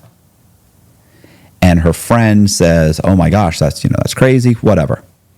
So she's like, "Yeah, we're pulling out cash." She asks her to help pull out cash because we're leaving. She says, "No problem." She turns around, she calls the Secret Service, negotiates a reward, and they watch my house for 3 days. And then one day I pull up in my truck, whatever I was driving, and I get out and we'll go to walk in the house, and the black SUVs pull up, and they jump out screaming. They've got their vests that say Secret Service. Get on the ground, get on the ground. They throw me on the ground, stand me up. They hold the picture up to me and they say, "Hi, Mr. Cox. How you doing?" "You are Mr. Cox. You are Matthew Cox, right?" And I was like, "Yeah." And that was it. I get transferred to the Secret Service's local office. A few days, then they put me in the local jail. They put me on a couple buses. I take a plane ride. A month later, I'm in Atlanta, Georgia. And I end up getting sentenced to 26 years in prison, and I did 13 years. Okay. So you got sentenced to 26 years in prison. You for in the total dollar amount that they had you on was. So initially they came out first. They said it was like 26 million. Then they dropped it to like 15 million. Then they dropped it to actual loss, which they said was 9.5 million. And then I argued the 9.5 million. I argued down to 6 million. Okay. So what was prison like? I mean, it was. I went to a medium because I had so much time. I couldn't go to a low. Technically, what they call security level, my security level was camp. I should have gone to a camp. But you have to have less than 10 years to go to a camp. To go to a low, you have to have less than 20 years. I had 26 years. So even with good time, you have to do 23. So I had to do 3 years in a medium. The first day I was in the medium, somebody got stabbed in the rec yard. There's gangs. It sucks. Yeah, it sucks. But are you making friends? Are you? Yeah, I actually turns out I had a cousin that was there. Okay. I'd never met him. If you're black, if you come from a black or Hispanic family, it's not as frowned upon to have relatives in prison. I literally had a relative that was in prison. I never knew. This was never had heard about it. It was actually my brother-in-law's cousin. So when I get there, my mom is like, "Look up Reese Townsend." I'm like, "What?" She's like, he's Jack's cousin. He's your cousin. Look him up. So he actually found me a couple days later. And Reese had the whole place hooked up. Everybody knew him. Everybody liked him. And so I didn't have a super hard time there. I started teaching GED classes. Within a few months, I was teaching the real estate class. There's something called it's adult continuing education courses that are taught by the inmates. And the real estate guy that was teaching it didn't want to teach it anymore. And he said, "Look, he was doing legal work. I'm making more money doing legal work. You want to take the class over?" And I was like, "Yeah, sure." So I took over his class. So the whole time I was there for 3 years and 7 or 8 years while I was at the low, I taught the real estate class. So 26-year sentence, you served 13. How did you get your sentence reduced? So I had been asked to be interviewed by Dateline, okay, and American Greed. The problem was I was asked to be interviewed by them, by the U.S. Attorney, and I was interviewed by both those programs, and they told me, if you do this, we'll consider it substantial assistance and we'll reduce your sentence. I said, okay. Substantial assistance. Yeah, substantial assistance is when you help the government. The technical definition is that you help the government in furtherance of a case, a criminal case, and that may or may not result in indictments and arrests. Okay. So just helping them with a case, with a criminal case. But this was not substantial assistance, but they were telling my lawyer it was. Okay. So I did it because she said, yeah, we can get your sentence reduced. Now, I've got 26 years. I'm ready to do anything. Mm-hmm. And I cooperated with the government against my co-defendants, but by the time I get arrested, it's been 3 years and all my co-defendants have already cooperated against me. So I have nothing I can really help them with. So the same people that the first time when I got in trouble I didn't cooperate against, all cooperated against me. Remember my buddy Travis, when he got arrested, he cooperated against me. Like, I don't know anybody in this whole thing that didn't cooperate against me. Okay, gotcha. So that whole I'm not going to tell on anybody, I now know that's all bullshit. I was the only one playing by those rules, and that was just stupidity. So I'm ready to cut everybody's head clean off their body. Like, I'm ready to cut everybody's throat. The problem is it doesn't work. It's too late. Becky had already cooperated against me. When she got caught, she went to jail. She got like 60 months, and they dropped it down to like 30 months. So by the time I get arrested, a year later, she's gone. She's out. She's in a halfway house. Another girl that had helped me, her name was Allison. Allison walked into the FBI and said, I'll cooperate. Cooperated. She's already in jail. Another guy, Eric Tomario, he cooperated. They all got 2 or 3 years and they're already home. Okay. So I had been interviewed by American Greed and Dateline. They had run those specials, but the government said, yeah, we thought about it. We said, hey, you said you'd consider it cooperation. You said you'd consider it substantial assistance and you'd reduce my sentence. And she said, I did consider it, and it's not enough. And that's it. You could say, oh, no, I've got that in writing. Right. Consider. I did consider it, and it's not. So all consider means is I'll think about it. I thought about it. It's not enough. Wow. So then it ends up that there's all mortgage brokers have to take 9 hours. I think it's 8 now, but it used to be 9 hours of continuing education every single year. 3 hours of that is on ethics and fraud. I was contacted by one of the largest education for loan officers, education companies, and they asked me if I would help write that ethics and fraud course. So I write the ethics and fraud course. They use the course. The government asked me to do it. They said, if you do it, we'll reduce your sentence. So I do it. They start using it. We go back to them and say, hey, I did it. They're using it. We need his sentence reduced. And the government says, yeah, we thought about it. It's not enough. So at this point, I end up going to another inmate. His name is Frank Amadeo. And Frank is a disbarred attorney who suffers from rapid cycling bipolar disorder. And he believes that he is preordained to be emperor of the world. He believes God is telling him he's going to be emperor of the world. Okay. I know this sounds insane. Mm-hmm. He eventually ends up stealing close to $200 million from the federal government through a scheme which is it's tax employee tax withholdings, right? That he's supposed to send. So when you get a W-2 job and you get paid $1,000 a week and they withhold $300 and they send that to the government, he withheld the $300. He just didn't send it to the government. And he has got like 40,000 employees and all these multiple companies that he owns. So it ends up being like $200 million. He's using this money to do things like he backed a political coup in the Congo. It failed, obviously. He says it was a political coup. They said it was all the paperwork says it was a military coup. He says that's not true. He was trying to buy a bunch of F-14s and F-15s that were used. You can buy them. They're declawed, where they remove all the guts out of them. Well, if you relocate them to like Cyprus, you can get Russians to come in and put the guts back in. Listen, this guy's got a plan. He owns a bunch of military. He owned a bunch of. Is he still alive? Oh yeah, he's in Orlando. Okay. He didn't do the 22 years. He did like 10 years and got himself out. He was sentenced to 22 years when I met him. He ends up getting himself released after 10. He should have done like 20. He did 10. So anyway, I go to him and 200 million, 20 years. That seems like not that bad of a deal.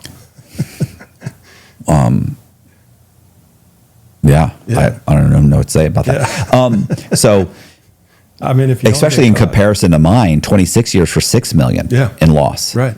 So anyway, so what happens is I go to him, I explain the situation, and he says, and if he decides he's going to help me, he's going to file what's called the 2255.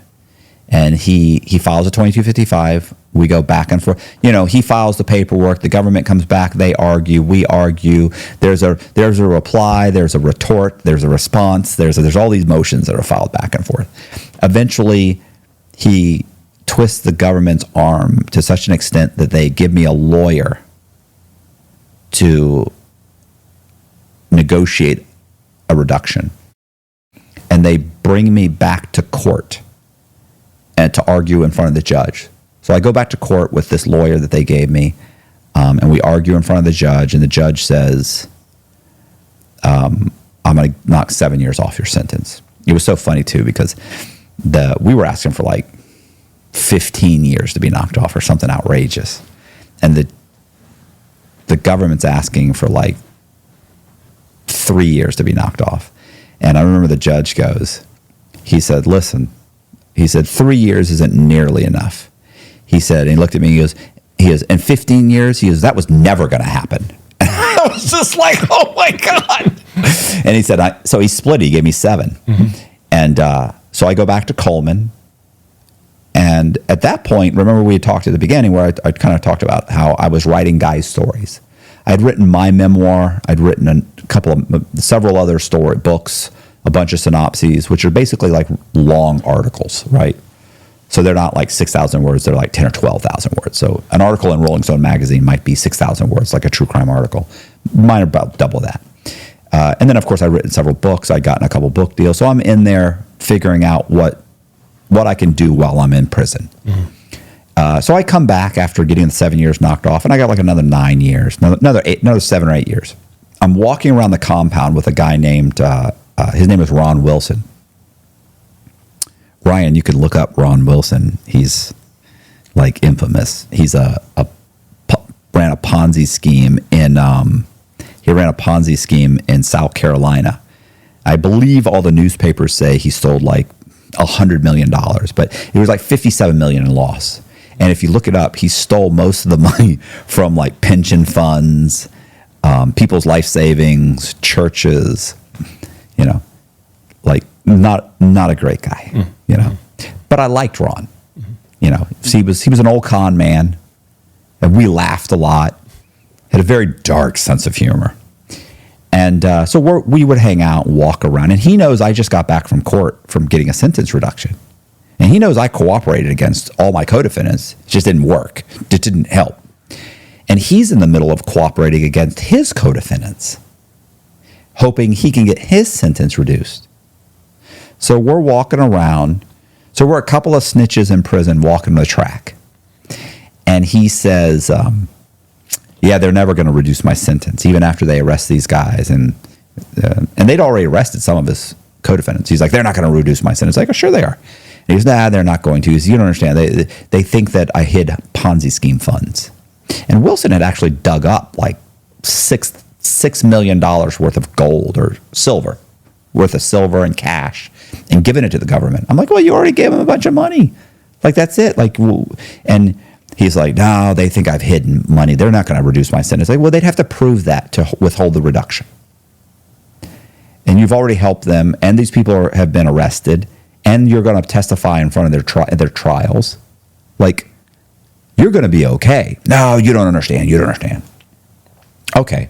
This goes on and off for months, for whatever, weeks or a month, a couple months. And so one day he's mentioned it again. I go, but why do you keep saying that? You keep saying that. I said, we'll have Frank file a motion. You'll get your reduction. And he says, can I trust you? And I looked at him and I went, probably not. Yeah. And he chuckles. He's like, I did put some money aside. He said, I gave my wife about $150,000 in cash. My brother's got maybe 20 or 30,000 in cash. And he said, the problem is my wife, once he got arrested, my wife found out that I was having an affair. And she's furious. And my fear is she's going to turn that money in to make sure I don't get my sentence reduced. And they were in the middle of getting a divorce. So I'm like, oh, wow, okay. I said, well, she's already denied it to the FBI that she has any money, or the Secret Service that she has any money. I don't think they've even questioned his brother. I said, you're good. He said, no, if they even question my brother, he'll give them the money. And I was like, well, I don't think so, but quit worrying about it. So we keep walking, and I remember thinking, is that enough to get a reduction? Like, if I call these people and tell them this, but I thought, it's not enough. They didn't want to give me a reduction when I had earned it. Make up a number then. Tell me stashed away $4 million. Yeah, but they have to find $4 million. Yeah, I know. So, then they say, then what they say is the information that Mr. Cox provided was inaccurate. Okay. And I'm also thinking it's less than $200,000. So they're not going to give me anything for that. So I'm walking. So it turns out like a week or so later, I call my attorney that the court had given me for my reduction hearing, because I wanted to get a copy of my transcripts, because I had written a memoir for my memoir, and I wanted to add some quotes from the sentencing. And she was going to mail them to me. She never did. It had been months. So I call back. I say, hey, you never mailed that. And she's, oh, Matt, I'm so sorry. I will get it transcribed now, or it's been transcribed. I'll get it. I'll mail it to you. Okay. She says, anything going on in there? I went, like what? And she goes, I didn't do anything. And I went, like, no. I mean, and then I went, well, you know what? Listen to this. There's a guy named Ron Wilson. And she types it up, and she pulls his information up, and she goes, oh, wow, this is the bad guy. And I go, right. And she said, and I said, and I tell her what he told me. And she goes, let me make a few phone calls. And I go, okay. I'm thinking I'm not going to hear from her. A week later, a correctional officer comes up to me and he goes, hey, Cox, he goes, you got to go to SIS. It's like, it's the internal security. And I went, okay. So I go there to SIS and I walk in and they go, listen, sit down. I sit down. I'm like, okay, what's up? Now, keep in mind, I'm writing stories for guys. So I'm in SIS all the time because I'm always ordering my subjects, I'm always ordering their Freedom of Information Act. And it would come in, and periodically the mail people would catch it. And they'd be like, there's a guy named Matt Cox who's getting paperwork on this guy named Dennis Caroni. Inmates can't get other people's legal work. And so they'd call me and say, what are you ordering this information for? And I would say, I'm writing a story. Now, by this point, I'd already got some guys in Rolling Stone magazine, so the cops know that. So they're like, oh, okay, here, go ahead. And they give it to me. So what ends up happening is I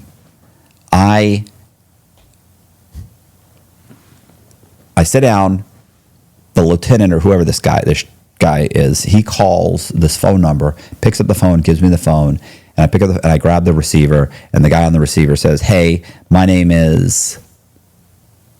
I remember his last name was Griffin, Agent Griffin with the Secret Service, and I understand that you know where Ron Wilson hid Ponzi scheme money. And I go, holy shit. I'm like, yeah, bro, but I need something in writing that you're going to reduce my sentence. And he gives me his email address, and we start emailing each other. He ends up giving me an email from the U.S. attorney that says if they recover a substantial amount of money or get any arrest, they'll reduce my sentence. They'll consider it substantial assistance and reduce my sentence, which I know, we all know how that works. Mm-hmm. So I end up going back and forth with Ron Wilson, questioning him periodically in conversations about this. He's an old con man, cold con men. Con men love to talk. I love to talk. narcissistic. So I'm just questioning myself. It doesn't take much to spark me to start running my mouth. So he's telling me all these kinds of things. I'm relaying that information to the Secret Service. At some point, they go and they grab his wife. They question his wife. She says, I don't have any money. They question the brother. He shows up with his lawyer and turns over $150,000 in cash. His wife comes the next day and drops off like $350,000 in cash, or like $250 and a bunch of gold bullion. It ends up being a total of $500,000. Wow. So, and then they indict both of them, and they re-indict Ron Wilson for obstruction of justice. Wow. For hiding the money and lying to an FBI agent. They get them for, I don't know if it was obstruction of justice or for lying to an FBI agent. I think it was obstruction. So they both get 1 year probation and community service. Ron Wilson ends up, so he gets re-indicted. So one day I'm walking, but I'm nervous about this because now this guy, he's like, I don't know what he knows necessarily. They're saying he won't know anything until he gets back. So, but who knows? He may have figured it out. How old is he? 61, 62 years old at this point, I think. Well, no, maybe. But at this point, he might be 65, 64, 65, mid-60s. Big guy, little guy? A little bit taller than me, Okay. But it doesn't matter. You could have a knife. You could have, who knows? I don't expect... It doesn't matter. I don't need this guy walking around the compound saying, this motherfucker just... Yeah, right, I'm really more concerned about being moved. Mm-hmm. Keep in mind, my mother comes to see me every 2 weeks. She's 1 hour away. If I get shipped to another institution, I may never see her again. My father's already died while I was in prison. My mom's in a wheelchair. So, I don't really care about people in the prison thinking I'm a snitch. They already think something's wrong. I just went back to court and got 7 years knocked off my sentence. My story doesn't even make sense. No, all I did was get interviewed by Dateline and they reduced my sentence. They're like, it doesn't seem right. Because technically it's not right. So, that doesn't happen. So I see Ron Wilson. He goes, hey, Cox. And I go, yeah, what's up, Ron? And he comes walking up towards me. He may walk up and swing on me, And I'm like, yeah, what's up? And he goes, he said, you're not going to believe this. I got re-indicted. And I'm like, what? Are you serious? And he's like, yeah. And I go, well, what happened? He's like, well, they questioned my ex-wife and my brother, and they turned in the money. They turned in $500,000. And I go, $500,000? I said, bro, I thought it was a couple $100,000. He was like, yeah, I know. He said, I didn't think I could trust you. And I went, Ron, can't believe you wouldn't trust me. We're soulmates. So we're kindred spirits. Mm-hmm. So I'm like, what? I said, my God, Ron, I can't believe it. And he's like, but they turned it in. I've been indicted. I'm going back to court. I said, oh, that's horrible. So before all of these people turned on you and testified against you, would you have? I'd like to say I wouldn't have, but it's just out of stupidity. Like if I could go back now, I would have been like, Nobody is living by this stupid code. I always love some guy who's driving a forklift right now, who got arrested one time when he was a teenager for selling pot and had to do a year's worth of probation and got questioned by a police officer for 10 minutes and never told on his buddies. I would never. Motherfucker, you weren't facing 30 years. You don't know what you do. You didn't have a wife and 3 kids crying their eyes out in a visitation room begging you to cooperate against a bunch of guys that don't care about you, that are all going to cooperate against you. But by now I figured that out. I knew it's all bullshit. You need to cut every single person's throat you have to get out of here. These are not your friends. I didn't come there to make friends. And listen, when guys would go up to me and joke with me or come up to me in prison and walk around, they go, Cox, how much time did you get? And I go, 26 years. And they'd be like, damn, bro, that's a lot of time. I go, yeah, but somebody might fuck up and tell me where there's a body. I could leave here tomorrow. And they go, man, it's like that? It's exactly like that. I didn't come here to make friends. Like, I figured this out. I'm ready to, so I'm not even pretending. Like, don't think, oh, you'd snitch someone out in a heartbeat. Give me the opportunity. And they'd be like, damn, bro. I'm just being honest. Like, everybody else is lying. Right. 85% of inmates cooperate. Really, to be honest with you, it's like 95%. The problem is mafia. Right. Yeah. They all cooperate.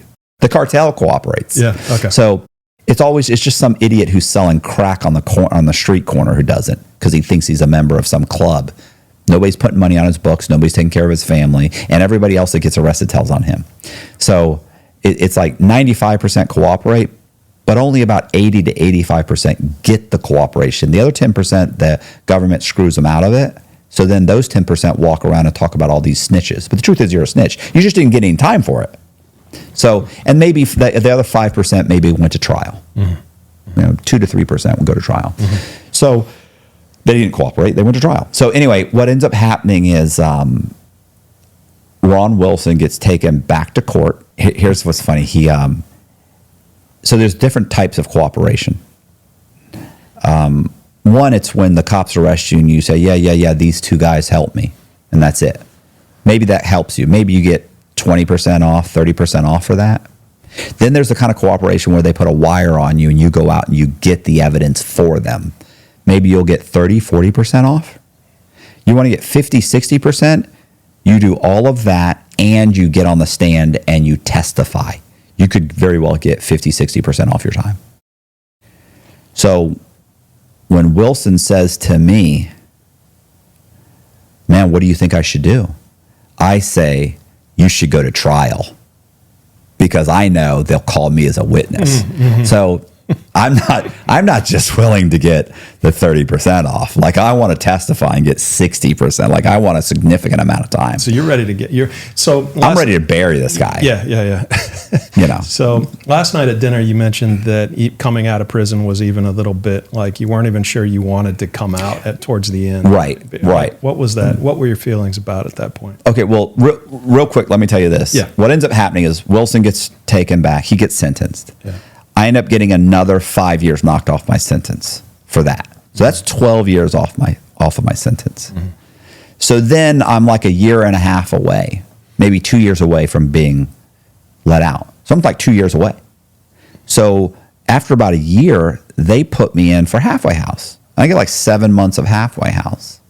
And I remember thinking towards the end, like I was right in the middle of writing a story, and let people know what halfway house is, just in case. Oh yeah, halfway house is where it's like a prison, but it's inside of like a city, and so they allow you to go to work and come back.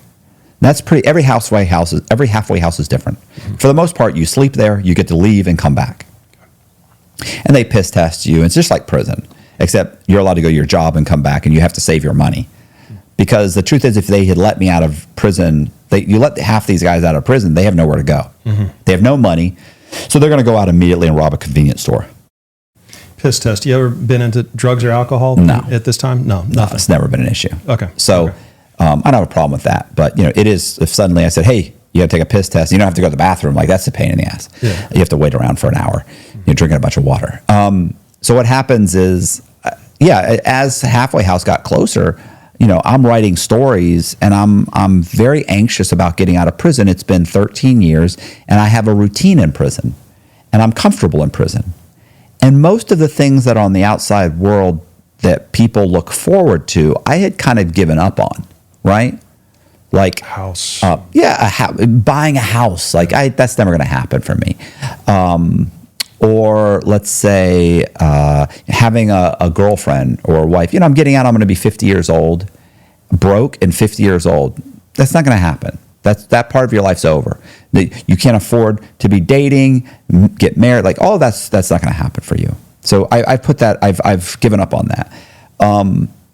And I'm okay with my life, right? Like I'm okay with how things are progressing. And so I actually felt super, super uncomfortable, really anxious about getting out of prison. And I'm leaving all my friends. Like I'll tell you, when I left prison, so I get out, the day I get out, my brother and mother-in-law, one of my nieces picks me up. And I'm in the back of the car.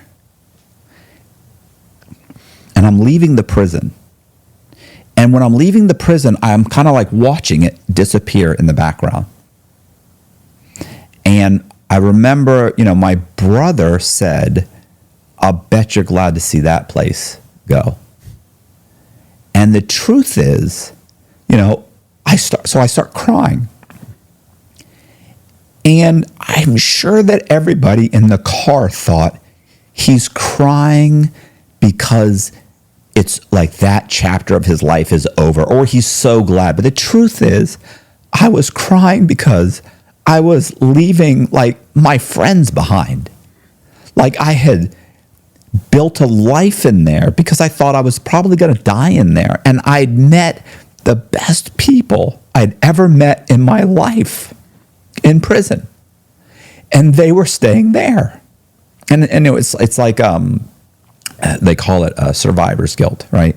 But I felt horrible and lonely and sad in a way that I didn't feel when I fled Tampa. Because these were people that genuinely were friends of mine that I had nothing to contribute to, that had all gone over and above to help me write all these true crime stories and be friends with me and do research for me and were helping me. And the people in Tampa when I left that I thought were my friends were only friends because I had money and I was making them money. None of them came to see me in prison. They all immediately cooperated against me. They all blew me off. They all could care less about me. And I would have told you those were all good friends of mine when I was there. And you realize later that I was happier in prison with nothing than I ever was with millions of dollars on the street. I was extremely unsatisfied on the street. And I'd found a real purpose in prison that I didn't have on the street. So it was horrible to leave prison. It was a horrible experience. And so I went to the halfway house and I started, because people in prison are going to just be straight up with you. They're going to absolutely. There's nothing to hide. There's no fake. There's no right. It's just you're just raw, and you just connect with people, and you get the real, authentic, right. Genuine them. Right, and you don't have to lie to. I don't have to. If you ask me about my case, I can just tell you. You're lying to everybody else on the street. You have to lie constantly, yeah. Right? And I think your wife had asked, what was that like fundamental change in my mindset, right? And it was that when I got sentenced to 26 years, it was like I would say that I feel like I was just fundamentally like just my psyche or my emotions, where I was just fractured. I was just cracked. Like I realized, like my whole life, I'd just been lying and manipulating and trying to get ahead. And I got 26 years, and it had just led me to that point. Mm-hmm. And like I said, my buddy Pete had told me that you have to change the way you think and you behave while you're in prison, because you can't continue to behave in the way that got you to prison and then leave prison and behave that way and not expect to come back. And it was just like be a decent person. And if I'd sleep in someone's spare room for the rest of my life, well, then I sleep in someone's spare room the rest of my life. That's better than being in prison. I get to change the channel. I get to watch YouTube. I get to eat where I want to eat. Like that. I was good with that. Yeah, that's crazy. Need tissue. Yeah. No, I'm good. Ryan, you got it? Oh, no, here. I'm sorry. No, you're good, man. Appreciate it. Oh, listen, I had a guy on my podcast one time that cried the whole podcast. Oops, it's all right. It's okay. I'm good. Okay. Yep. That cried the whole podcast. I never once thought to get him tissue. Gotcha. He never said anything either, but still. Yeah. I'm sorry. So, anyway, I appreciate you sharing. Yeah. Yeah. So I got out, and I used to joke with everybody that I was going to get out and I was going to work at McDonald's, because I wanted to work at McDonald's. I actually thought that'd be cool. I thought, if I work at McDonald's and I bust my ass, and then maybe if things turn around for me, then I'll be able to say, I was in a halfway house working at McDonald's 4 years ago, and I thought I'd get out and I'd try and get these my true crime stories published or turn into documentaries or series or something. And I thought I'd start a YouTube channel or not. I didn't even know what a YouTube channel was really. I really thought I was going to start like some kind of a podcast, and guys had explained to me what a podcast was. So I kind of thought I'd do that. And, so yeah, that was my goal. But, you know, I got to prison I got to the halfway house, and I immediately got a job working at a gym. And then when I got out of the halfway house, I got on Danny Jones' podcast, and he asked me to come on. That was your first? That was my first podcast, and it got like over 2 million views. And then I started going on all these other guys' podcasts. And then I started a podcast, and then it took a few years, but it started doing really well. Like, and then it started just probably about 2 years ago, it really started, like, you know, it's like struggle. And then it's like, oh, it's getting a little bit better, oh my God. And then it just started like shooting up. And, you know, we have good months and bad months, but even the bad months are, you know, I'll say stuff to my, to the guy I do the podcast with. And I'm like, man, like, you know, we had a, you know, bad month last month. He'll be like, yeah, well, I remember when we started. He said that would have been a great month when we started. You know, remember when we would have died for, you know, done anything to have a month like that bad month last month. It's like, he's been with you from the beginning. I did it for 6 months by myself. I just stared at a camera and did it for 6 months, and then his name's Colby. Then Colby came on and started doing the multi-cameras and the interviews. Gotcha. Did you have relief when you got caught? Were you like, no? Okay. You're like, fuck, this sucks. Yeah, it sucks. Like, everybody always says that. Like, I mean, there's the proper thing to say is, oh, felt like huge burden had been lifted, but there was no burden lifted. Okay. Like, I liked being on the run. It was, you know, I liked the adrenaline, the enthusiasm. I mean, just, you know, the excitement of the whole thing, and you know, the exhilaration of being, you know, totally dependent on yourself. And yeah, it was a great time. What changed? Unfortunately, what changed about you while you were in prison? Like mentally, like your mindset, anything? No, I just thought, you know, you just can't behave in a way that's going to lead you back here. Like, that's just a bad idea. Like, it's just stupid. And it's just, you know, and then you start, like I said, you just realize that, like, you know, money just isn't everything. Like, you're probably good sleeping in someone's spare room. Like, there are, what is it? You know who Gary Vee is? I don't think so. It's Gary Vaynerchuk. Anyway, Gary Vee. I remember I heard him one time. He said, "I have guys that," and I know this. Like I remember he said it, and then I've kind of realized this. Like, I have friends that are multi-millionaires that are miserable. Oh yeah. And I know guys that money makes no difference. Right. I know guys that are happiness, barely getting by, that, you know, have 2 kids, are teaching Little League, and are just ecstatic to wake up every single day. This guy is barely getting by. This guy's got everything he could ever want for in the world. And I think it's just a matter of having purpose and realizing and being humble. Like, being humble is so huge.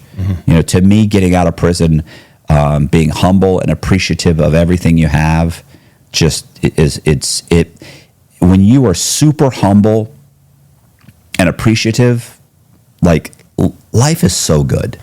You know, driving down the street and just kind of looking around and thinking, wow, this is a really nice drive. I as stupid as that is, like, because 20 years ago, I would have been like, what? Like, what? We're driving on the interstate. It would have changed, like, what are you talking about? Like, that would have been a stupid thing to say. But my wife and I are driving down the street the other day, and I'm like, is this really a nice drive? Like, this, I like the hills and the, you know, it's super green. It's been raining. It's nice. And she just looks at me and smiles because, you know, she thinks, like, that's how she thinks. Because last night when your wife asked where I met my wife, and I said the halfway house, she was in the halfway house. She did 5 years in prison. So we met in the halfway house. We started from zero together up, you know, which is like, what a great place to start. Yeah. Any regrets? I mean, do you regret all of it? Do you regret none of it? Like, based on where you are today? No, I based on where I am today, I regret every single thing I did. there's always those guys that say, you know, like, oh, it made me the man I am today. Like, the man I am today is a scumbag who's 55 years old. I have a 24-year-old son who doesn't talk to me for good reason. I can't even say you don't understand. No, you pretty much understand, you know? Like, my father died when I was in prison. The silver lining to my story is that I got out just in time to be with my mother when she passed away. Like, that's it. Like, that's the best I could have hoped for, was to be there when she passed away. You know? So, yeah, I would have changed all that. I would have been a better son, a better father. But, you know, there's nothing I can do about it now. Well, be the best version of yourself today that you can be. So that's what you're working on. I'm working on it. Yeah, cool. Yeah. So, got so many questions, but I know we're kind of, you know, running down here on time. But I mean, in terms of like emotional state back then, would you describe yourself as an emotional person or just no emotion whatsoever? No, I was emotionless. Like emotion. That's why I was kind of like saying, like, when I got that 26 years, like, I just couldn't fathom that I had done anything to deserve 26 years. Mm-hmm. Like, this is impossible. This is not happening. Like, there's no way. This is a mistake. Like, you know, like I said, I feel like it just cracked me, like, fundamentally just destroyed me. Mm-hmm. Mm-hmm. And now, like, I tear up very easily. I, you know, can't watch a Hallmark commercial. You know, he's like, it's, you know what I'm saying? Like, it's like the silliest things will make me tear up. Mm-hmm. Or even something good happening for someone else will make me emotional. Has nothing to do with me. Mm-hmm. Just seeing something happen will make me emotional. That would have never happened prior to being incarcerated. Okay. So it rewired your brain for the better, for sure, for your time there. Fascinating, man. It's an incredible story. And so today, I mean, your purpose, your mission today, do you have a mission, a purpose? I mean, I'm just trying to be a decent person. I'm optioning stories. I've optioned a bunch of stories, and I'm working with a bunch of production companies to get them turned into documentaries and series. And, you know, and I do my YouTube stuff, and I do keynote speeches for the same banks that I ripped off. Mm-hmm. Now pay me to come to seminars and conventions and be a keynote speaker. Mm-hmm. I speak in front of law enforcement conventions. I'm doing 2 in October. I think I have 1 in September next month. So yeah. Nice. Yeah, that's fantastic. And then so just give people, just before we close it out, just an overview of your channel. So like your interviews that you do with people on your channel, like how would you? I interview former criminals about their cases. Not so much prison. It's more like what happened, like your childhood, how you ended up being in the position that you did to commit your crime spree or whatever you did, and how you ended up going to prison, mm-hmm. and then what they're doing today. So, mm-hmm. So if you were interviewing yourself, what would you ask yourself that I haven't asked you? Nothing. This is a good interview. Yeah. Okay. It's a good interview. All right. Cool. Well, I enjoyed it, man. Really appreciate your time and appreciate what you're doing. It's a huge success story. Obviously, you know, a lot of people go into prison and come out and don't, you know, don't have the capacity and the decision making ability to turn their life around. So it's really, really cool what you're doing. And you know, it came from a difficult spot, obviously, but to see what you've been able to do since then it's got to be inspirational to a lot of people, I think, for sure. So appreciate what you're doing, man. Appreciate your ability and willingness to come on a new podcast, a new show, and kind of tell your story again. It's been a while since you've told it. I guess it's Lex Freeman. Lex Freeman, the last one. Yep. So I appreciate it. It's a great story, and I hope to keep in touch. And you know, maybe this is kind of like an introductory podcast where we get your story out there, and you know, but I'd like to dive in a bit deeper to you know, in the future at some point in time. So if you're willing to come back on at some point, we'd love to have you. All right. Yeah. Well, cool, man. Cool. I appreciate it. Yeah. Fantastic.